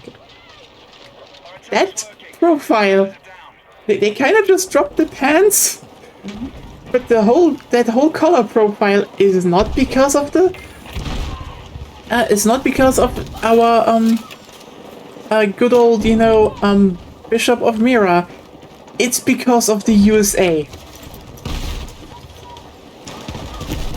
Also, interesting thing, since we just talked about researching before world building. Like, I'm reading something about someone becoming an ant queen. Yeah. In Fantasyland. And somehow they can't really smell, which makes no sense. Ants are good at smelling. Ants are actually pretty good at smelling, yeah. Yeah. And tasting with their mouth, and also describing having a tongue, which is like, no, that's not what ants have. And if I remember correctly, they actually taste with their feet. If you're an ant, you could eat shit and you wouldn't taste it. Yeah. It's like, that would, like, how if there are those stories where people are like somehow suddenly insects and it's like, oh no, I need to eat this food, oh it tastes so bad, like that would not happen. I get what you mean. I hate the fact that every time when it comes to especially to a lot of media, ants just get completely misrepresented. Insects in general. Oh yeah. It is very annoying. By the way, as much as I will say, the ending to it, fantastic. I think if it was just the ending, best arc of Hunter x Hunter, hands down. I audibly groaned when they said Ant King. Fuck off. No matter how good that ending was. Oh god, the Chimera Ant arc in the beginning was just so bad. Like, holy shit, I don't want to hear it. Everyone who says this was a great arc from beginning to end, you have just skipped the beginning. I'm sorry. The end, I agree. In the end, like, I feel like literally around the halfway point of the arc, you know, the mangaka, I forgot his name, just realized, wait, I'm writing kind of crap right now, and just turned around and made it interesting again. I would say the Chimera Ant arc would have benefited a lot if the mangaka would actually have researched ants Yeah. beforehand. Oh yeah, because they clearly didn't. Like the Also- hypogenic, okay, I get it. But like if they still retain lots of ant characteristics, like are they gamma gate ants or are they just like that's the first question I have Yeah. to ask. Are they gamma gates or not? Because that would be actually be interesting. Because that would mean each of them would be able to reproduce because the genetic material stored from it's complicated. I don't want to say something wrong here. Yeah. But the point is gamma gate ants can all become queens, and that's why the queen basically neuters them. Yeah, she has to literally rip out their gametes. Yeah. So, So as soon as the queen dies, all of them can become a queen. And the one that wins out, well, de-queens everyone else. And the queens, everyone else, literally just say castrating. that's not the right word, though. You technically kind of turn them into eunuchs. That's a male thing. So I mean, female eunuchification. Newton. Okay, yeah, neutering. I know. Okay, you know what? Fine. Also, thank you. I will look into it. Yay. More recipes, more food. Mochi waffles. But yeah, and stuff. Whee! I like and stuff. Ants are great, but there's yeah. We still need to catch up. We should catch up to Hunter x Hunter at some point. It's good, but yeah. It's so funny how everyone just kind of lost their shit that the newest arc is just about Gon and like let Gon be gone. Let gone bias be gone bias. Yeah, we just have angsty teenage boy now doing angsty teenage boy shit and defending a baby. Like, come on. It's funny.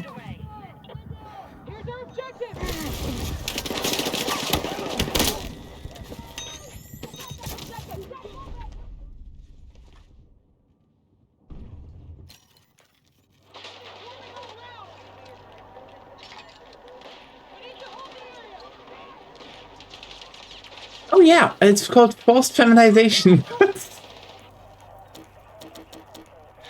Oh yeah, by the way, Okay.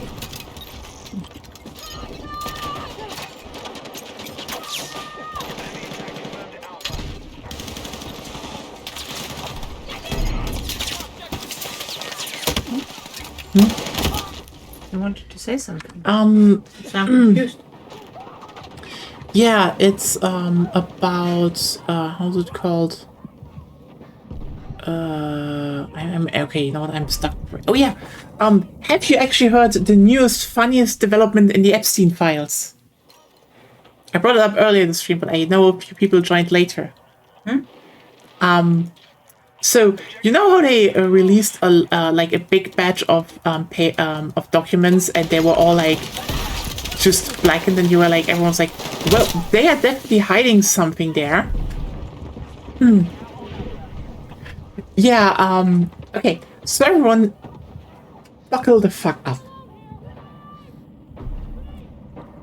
So, someone censored the Epstein files, like literally redacted, like the black bars, by, and I shit you not, going into Adobe, like Adobe Acrobat, like the You sure PDF. that's Adobe and not just anything? It's a tool and it's a PDF they uploaded. So pretty sure they did it in there. Used the highlight tool, changed the color to black, and just did it, push that over all the segments they wanted to be black.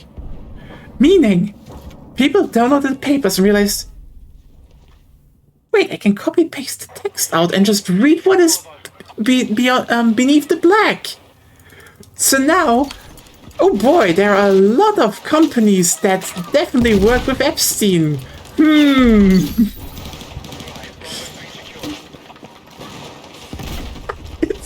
It's fucking amazing.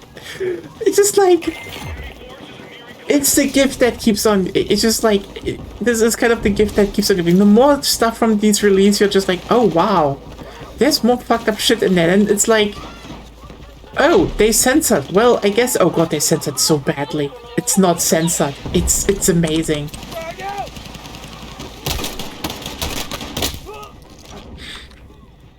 But yeah, I'm just like,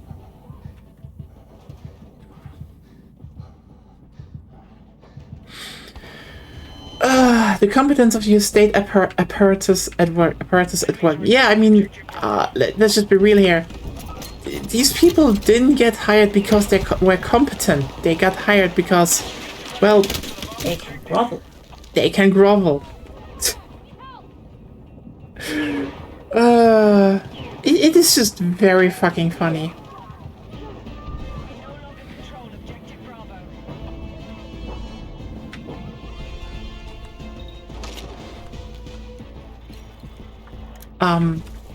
But yeah. What can I say? But holy shit, this is amazing. So yeah, we're gonna have a fun time the next days when more people dig into all those files.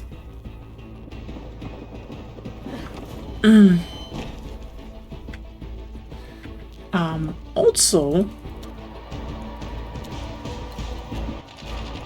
boy howdy, is it fun to see how like the entirety of Western RPG developers just decided we're gonna milkshake duck in record time over Gen AI. Just incredible work. And they're doing it so badly that it even drags those down that might have gotten away with it. Because, okay, so basically,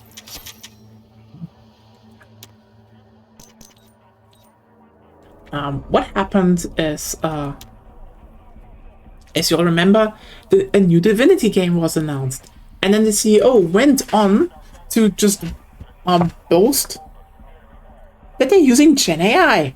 And, you know, basically also said Gen AI brings actually no advantages and stuff. But, you know, everyone is more or less okay with it, apparently. Which is just like... That definitely sounds like, you know, you're just forcing it onto everyone and they can't actually talk back. The thing is just, how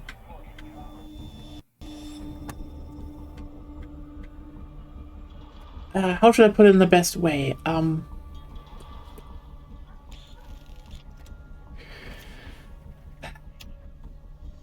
The thing is, then everyone obviously was like, no, we do not want to have Gen AI in any game, in any format, not early, not late. We just do not want to have Gen AI in video games, which is understandable.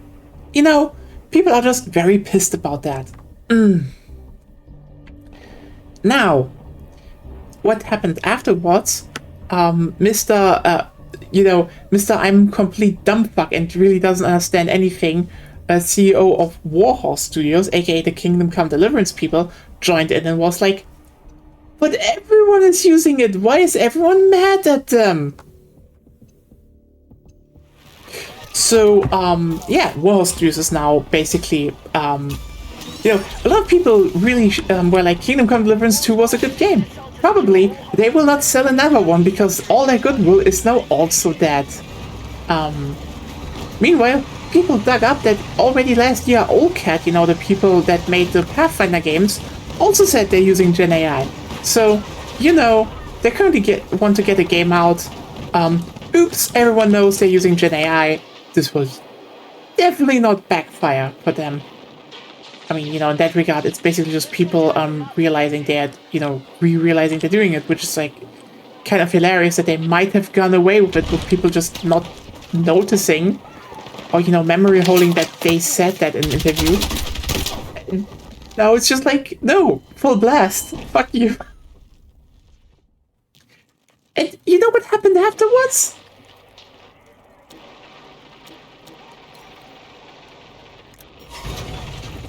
Goddamn CD Projekt Red also was like, you know what? We really just regained all the goodwill from the Cyberpunk disaster. Let's just also say we're using Gen AI on The Witcher 4, and everyone's just like, wow! So you mean there are so many games we can just skip? We don't even need to. We don't even need to be wary about. How beautiful is that? CD Projekt Red, The Witcher 4. I'm very sorry for Siri. I was interested in actually what they might do this time, but Gen AI users.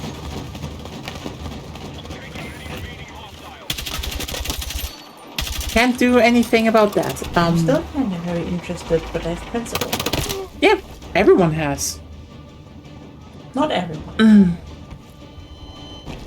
Yeah, it's just like, it is still very interesting to see how much goodwill, I'm going to, ideal times for the Steam backlog. Yeah! Also, so far, the Japanese industry is just doing really well. Like, I was going to say, next month, in February, there's going to be Romeo is a Dead Man, and Sudo51 already said there's not going to be a single bit of Gen AI in that one, so... Hey, you want to have a game that's also priced below the normal price? I think it's just $50. They're like, yeah, our game's a bit more on the budget side, so hey, a budget action game with guaranteed no Gen AI. Okay, we can talk about that in a second. With no Gen AI, hey, that's cool. You know what?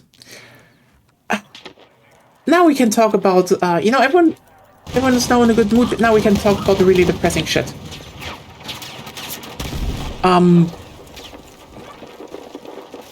It is almost criminal how much Gen AI is being pushed into the industry, even in avenues that probably a lot of people do not even expect it by. I feel like, especially when you are a big game, like, for example, actually best example that happened, Battlefield. If you're a big game, even if you generally do not want to use Gen AI and say you don't use Gen AI, guess what? You're basically almost, you're probably susceptible to it because, apparently, here's the thing. The game industry is very interconnected. Especially if you make a big game that gets a lot of content. And I will probably tell you, this might also come up for nearly every big free-to-play game. Like, it wouldn't surprise me if this will slip through in Valorant or, any of the big Riot games. Because the thing is, a very central part of the gaming industry, like game development, if for bigger studios and bigger titles, is outsourcing. This isn't, on a certain level, a bad thing, because there are sometimes things like modeling or so where you just need some assistant work, but it would just be absolutely unviable for you to own that, so outsourcing is just better. And that's a workforce that can actually shift between multiple projects usually. similarly, you know, some studios are very much specialized in certain animation work, so they're better for that, etc. Again, outsourcing is just a really big part of the gaming industry. And I think no one really thinks about the fact that outsourced studios really like to use Gen AI, probably. Like, this is just like... Ever thought about how much... what that kind of crap is? Like, because what basically happened is... this kind of blew up a bit ago, because at the beginning of this week, there was a store bundle where one... in Battlefield 6, where one decal was clearly Gen AI. And I'm on some discourse with devs, and a bunch of them were already like, this is horrible. Because, again, they said they are not using Gen AI. And this was from a contractor that probably slipped through in the whole chaos of, you know, getting everything sorted out to have the launch, to have the launch part full for the game. And I'm just like sitting here being like, I don't think we think enough about how much of a fucking minefield this is going to be. Because here's the thing. Gen AI is worthless. It's worthless crap. It just doesn't work. Because basically the only two things it can, and I mean, this isn't in a sense in that it can do well, it just can do it, is generating pictures and it's generating pictures or, you know, generating text. So a lot of game studios, you know, they hire people, they hire some, you know, outsourced studios to make, you know, extra stuff like decal art, for example, or just skins.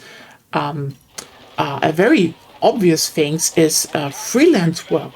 You know, people writing for games, and I would say this is less of a problem with most freelancers, because there is definitely a certain you know, pride in the craft, but it doesn't change the fact that how much of it just is a minefield now, because you cannot like, how do you verify that the person you hire to, you know, write for your game, or, you know, people you hire to make concept artists are very much a lot of time they do freelance work, because some people are just like, hey, we like your work, you know, based on, for example, stuff on social media. That happens. Like, there have been people who got work in the industry on freelance basis simply because someone at the studio liked their work. And now, well, you basically look into the fucking abyss that someone can just be like, oh, this worked, and we can just cheap out on it. Like, what the fuck? Like, and like, the industry already is in a bad state. Let's just get this one out of the way. It's in a really bad state. As in, it has been mismanaged. It has currently been collapsing. Like, so many studios are being closed right as like, there are studios being closed as we speak. It's just a major shit show in the gaming industry, and Gen AI is not helping. And I know a lot of and this is not something where I will say you know, this is an excuse when it shows up or so. It's just a more of an, I think the logistics for actually keeping Gen AI out of video games is horrifying to a degree I don't think we even start to imagine, because for a lot of people, I do think it is just this well, this is a studio problem, and when they fuck up, it's on them. We really like your work, so we took and fed it to Road. Yeah. And, it's like, and it's this thing of the fact that, you know, people, you know, could just like, okay, we can work together with someone, we can hire someone as a freelance artist. And now, someone can just cheap out and just don't give a shit. And that can quite literally be to a degree because, you know, like, listen, especially when you're living in the USA, this isn't something where I'm like, again, Gen AI is acceptable. Like, no, quite the opposite. It's just a minefield, as I said before. Like, you hire a freelance writer because, you know, you were like, oh, your books and your previous work, this was great. We want you on the team. We want you to help us get stuff done. And then that writer just falls into depression because let's just writer's block, family member died, a lot of things. The problem is they live in the USA. USA means, you know, especially when we now say, oh, hey, family member died. Let's say the mother died, okay? Dying is expensive. Dying is horribly expensive. So, yeah, suddenly they have to shoulder costs, so they you know, can't refuse work. But also, yeah, you're creative. How the fuck are you supposed to work when, like, someone was very important in your life is dead? How can you, at this point, actually work in any capacity with that? Sure, some can, you know, turn grief into inspiration. That's the thing that happens. But a lot of time, grief is just grief. Especially if you're supposed to write, I don't know, teenage rom-com. Kind of fucking sucks when your mother dies during that and you have to pay the bills. So, you know, might as well, you know, that's why, you know, before that, a lot of people plagiarized. But, you know, nowadays, again, why should you actually do that work when you are more supposed, when you want to grieve more, and you can just ask the Somerton machine. It will be alright, hopefully. Maybe they just don't notice. Oh, hey, is your work doing some artwork for a game? Oh, hey, your boss now thinks if you use Gen AI, they can do your boss is now like, oh no, you know what? Before you had maybe logical amounts of work because, you know, you all had to do everything from hand. But now we can just get more contracts and then fuck it. Just see how you do it. And at a point, a lot of people are like, it's just generated and they shouldn't realize it. Maybe. And it's bad. It's horrible because, like, again, the industry is already in a bad state. It's already strained. And the worst prospect we have here is actually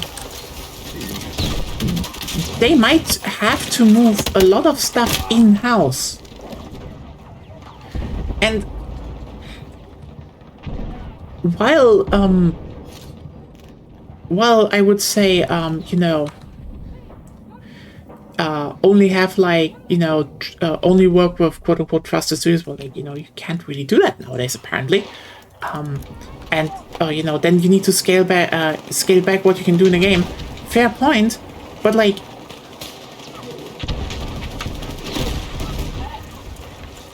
it is also just nowadays a problem because, like, a lot of people just expect differently. And this isn't like, you know, something where I'm like, oh, this will affect all the big studios. No. You know who also used a lot of, you know, outsourcing and freelance artists? Team Cherry. The Hollow Knight devs. Silksong was made with outsourcing. because they're a small team and they were like, hey, we needed this task done by someone. Might as well just hire someone to do it for us, or else we can't get along with the load as fast. That would be a reasonable thing to do. But again, how can you trust nowadays that they won't just use Gen AI? Because again, at this point, yeah, you can have big studios where the CEOs on top often obviously just don't give a shit. See Microsoft, like, I think nowadays we can at least say there are certain publishers who just do not give a shit, and we should just assume every studio under them is just infected with Gen AI at this point. And again, Microsoft is just doing exactly that, so... Wow, no Microsoft games nowadays.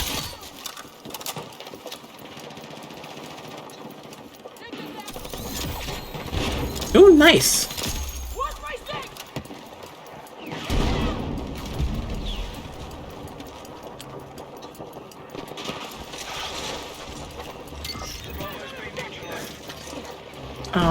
But yeah, the crucial thing I want to point out is, I really don't think you can actually be that sure, if you don't do everything in-house, that a game might actually be Gen AI free, because the moment you outsource it, there is just the chance that someone will just fucking fuck you over, I guess.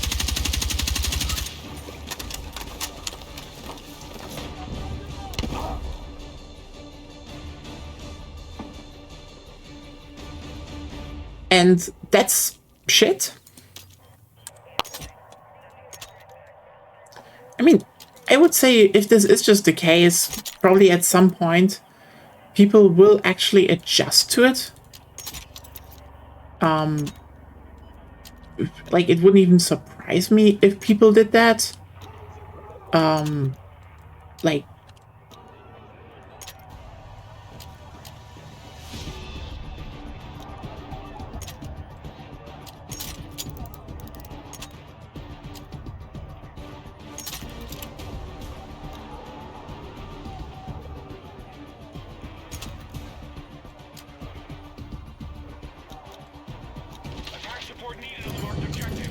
but yeah, what can I say? It's fucked. It's shit. It's horrible. I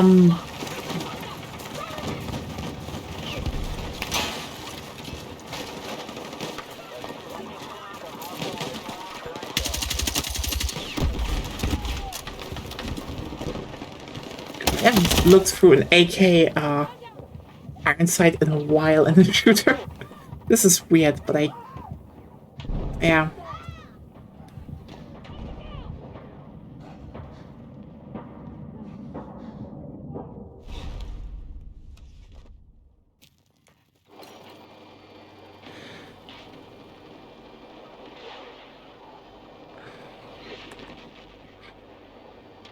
But yeah, that's just something I noticed, because it's like, I think big games, and especially multiplayer games where, you know, like, when we talk multiplayer games of the last decade, this basically went into one of those, they are being supported big for a long time, and, you know, people expect a certain thing from them. But now, it's just like, how much you need to actually scale back shit again, so it's just safe.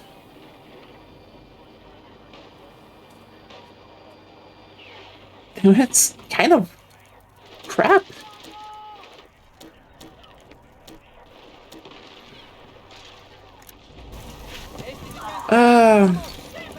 Sorry about killing the mood with Gen AI stuff again.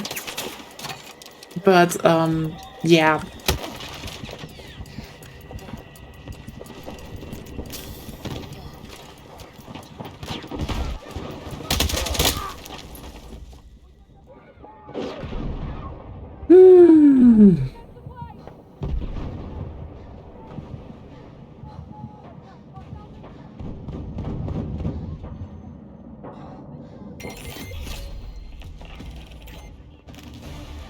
is ours.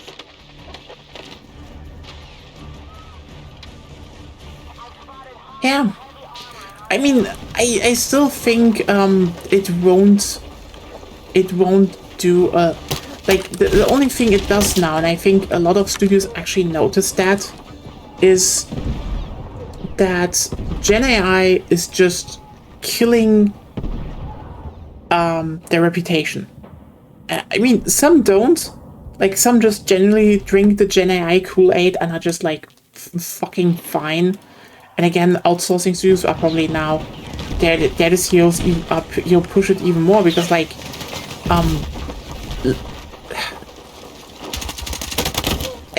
listen, if we talk about Gen AI usages in video games, okay?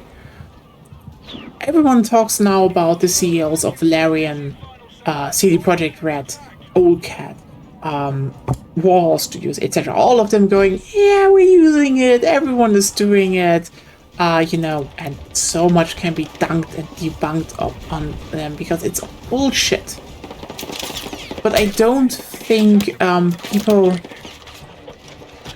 think about the fact that there are a lot of studios that also work on a lot of big video games that simply at this point in time will probably even more use Gen AI because their CEOs are like, you know, no one fucking knows we exist. And you know what? For them, doing less work to get a bigger payment is just easier. It's cheaper. Like that's the reason why they're doing it. You know, if you work on a game, okay, let's say, yeah, best example here, multiplayer game, Battlefield, Call of Duty, Valorant. It's you name them. You want to have trust, meaning one of your main things is that when you create artwork, when you create stuff, you want that to be something that people actually, you know was made by your team, because that guarantees that they come back. But at some point, a lot of people, for you, the whole package is important for you, everything. But then let's go to an outsourcing firm. Especially a lot of them are in Indonesia. If you ever wondered why nowadays a bunch of studios or indies start working from Indonesia or Malaysia, quite literally a lot of outsourcing firms, bad payment, wage labor. It was already bad. Let's just put it like this. The general system of outsourcing is not inherently a bad idea. Again, sometimes like nearly every studio that works on some form of professional size needs some help. I don't know if anyone is currently here, but for example, Patrick, when you watched our Friday streams, he's been a regular, maybe he's still here once before the end.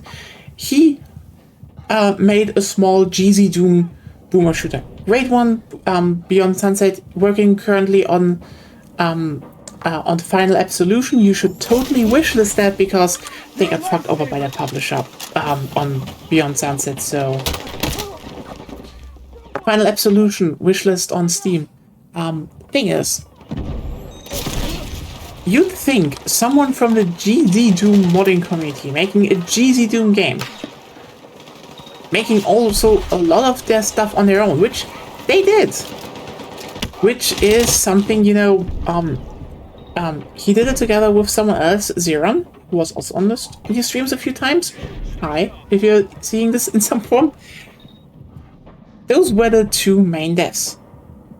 And they still had help from Hellforge Studios. Shout out to Hellforge. They have some good games there. For example, Malapetaka. Again, we talked about Indonesia. Indonesian indie boomer shooter. Maybe you should check that one out. It's a good one. Streamed it a while ago here. The thing is, even if we talk about something this small, like, indie game built with, basically the Doom 2, a version of the Doom 2 engine, and just a very sizable scope, we end up with we still end up with some people helping out, because at some point in time, helping is just a thing you need. Like the idea of the solo death is a hoax. It doesn't exist. Sometimes it's small teams, sure, but a lot of times it quite literally is just you need someone from outside helping you. Hell, if you're following my Godot streams, again, I don't know if we're gonna do Godot on Thursday. We will see. I had help. Like, seriously, I got help from outside. My goddamn learning project already had outsourcing in it, quote unquote. Because I had to actually ask a friend who knows more to help me. That's normal. More than one person from multiple studios will work on a game nowadays, because hell, sorry, I don't have a line. Else I would actually, you know, just call up Romero to be like, hey, how much from Doom and such was actually done in-house at it back in the day, and like, did you maybe even outsource people? And even then, oh hey, people working at it, how many times were they recruited from, you guessed it, modding community? Just very normal thing to do, bringing people in from outside.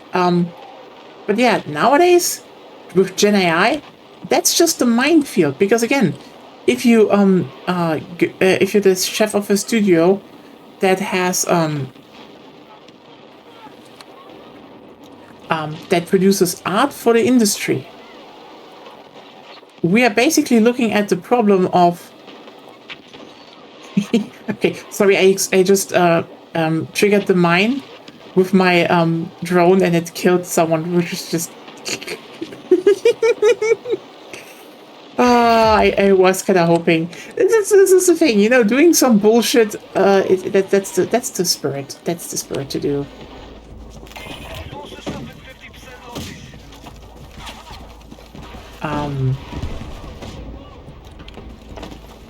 But yeah, in the very end, there is outsourcing, and if you you know, work with studios whose sole goal is basically to just get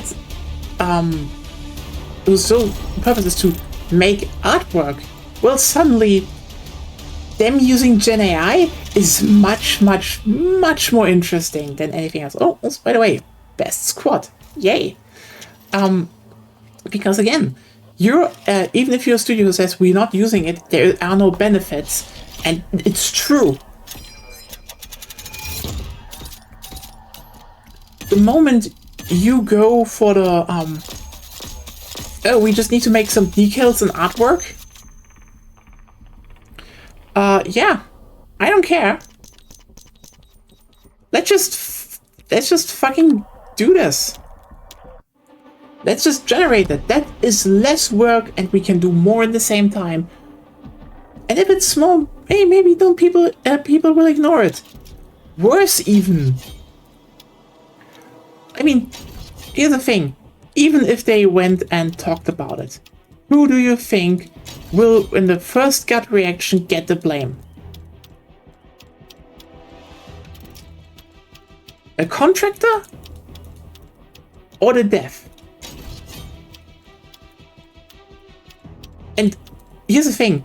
Contract work has been incredibly important a way of still, you know, of getting actually knowledge into a region. Like, for example, a lot of indies in Southeast Asia could not exist if contract work wasn't a thing. Even if it's exploitative, it was still relevant.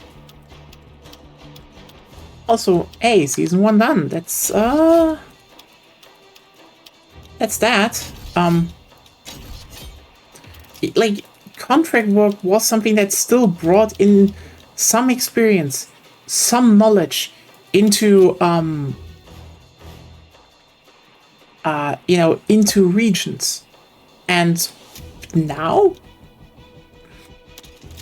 it basically says, fuck you. Why would you actually do shit?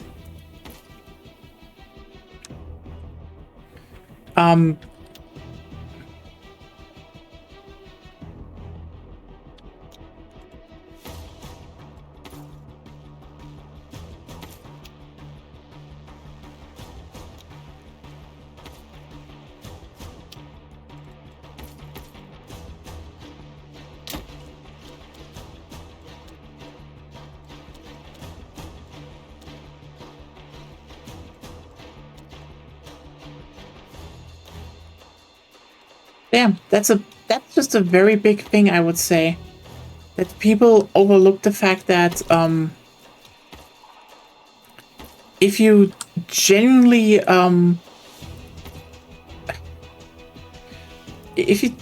go and outsource stuff, they will just have more incentives to cut corners. And that's bad. That's just like really fucking bad.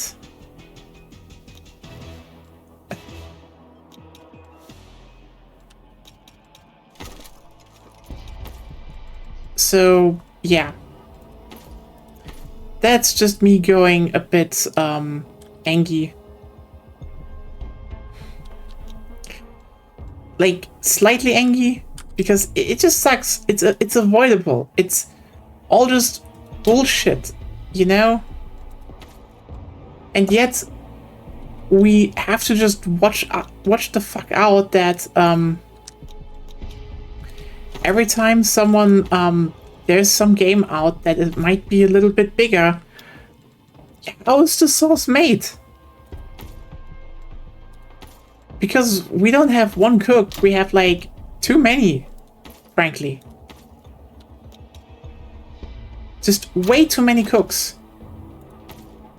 And I don't think this will actually end well on time, because it just burns goodwill.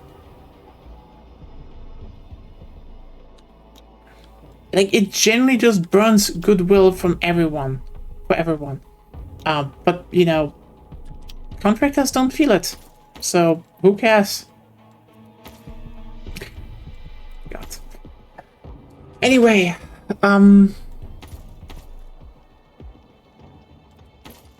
yeah.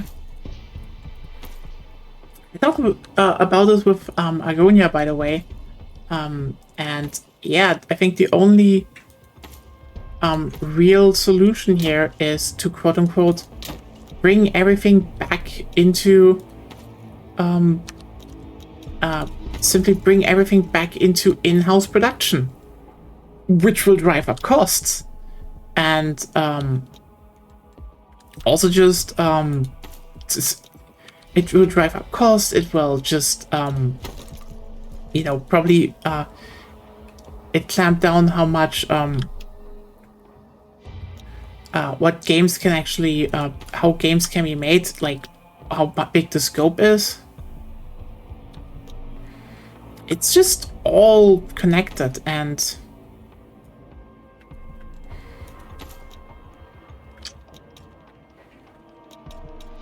well,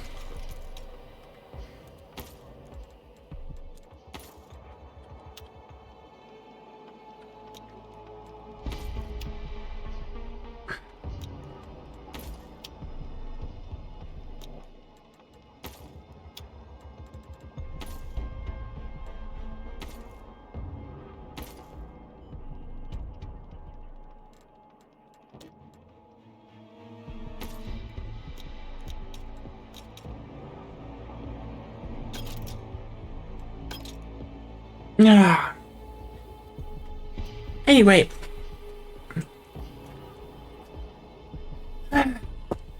You know what? Sorry for all those mood killing shit.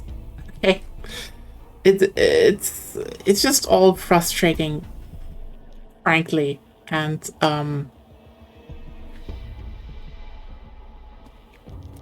I do hope this will actually clear up because, like, oh, it actually still counted. Nice. Didn't actually expect that, but yeah. Oh, we actually unlocked the fucking tracer dot. So next year we can actually do some very hilarious reconnections, especially if we have some people join the squad, maybe, because I don't think a lot of people have actually unlocked this gadget. And for everyone who doesn't know what it does, you basically tag an enemy vehicle, and then everyone can lock onto it. This will be fun. So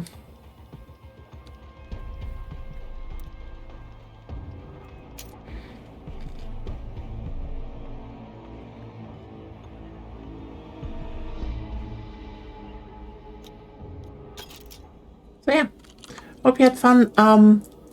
I do not know if there is a stream tomorrow. Going to be honest with you here, I don't know. Usually it's EDF. The thing is just, it's Christmas. So usually Christmas we spend together and alone. No. Your choice. Do you want to play EDF tomorrow? No. Else we can also do it on Thursday, by the way. I don't think a lot of people have time on Christmas evening. That's true, but it's for the people who have nothing to do on Christmas.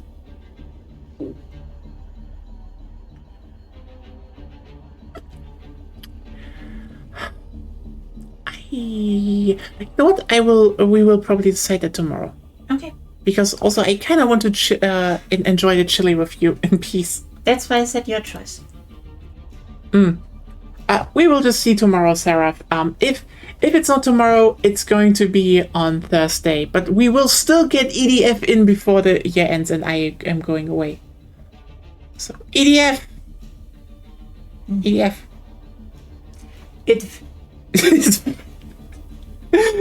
See you all then, either tomorrow or on Thursday.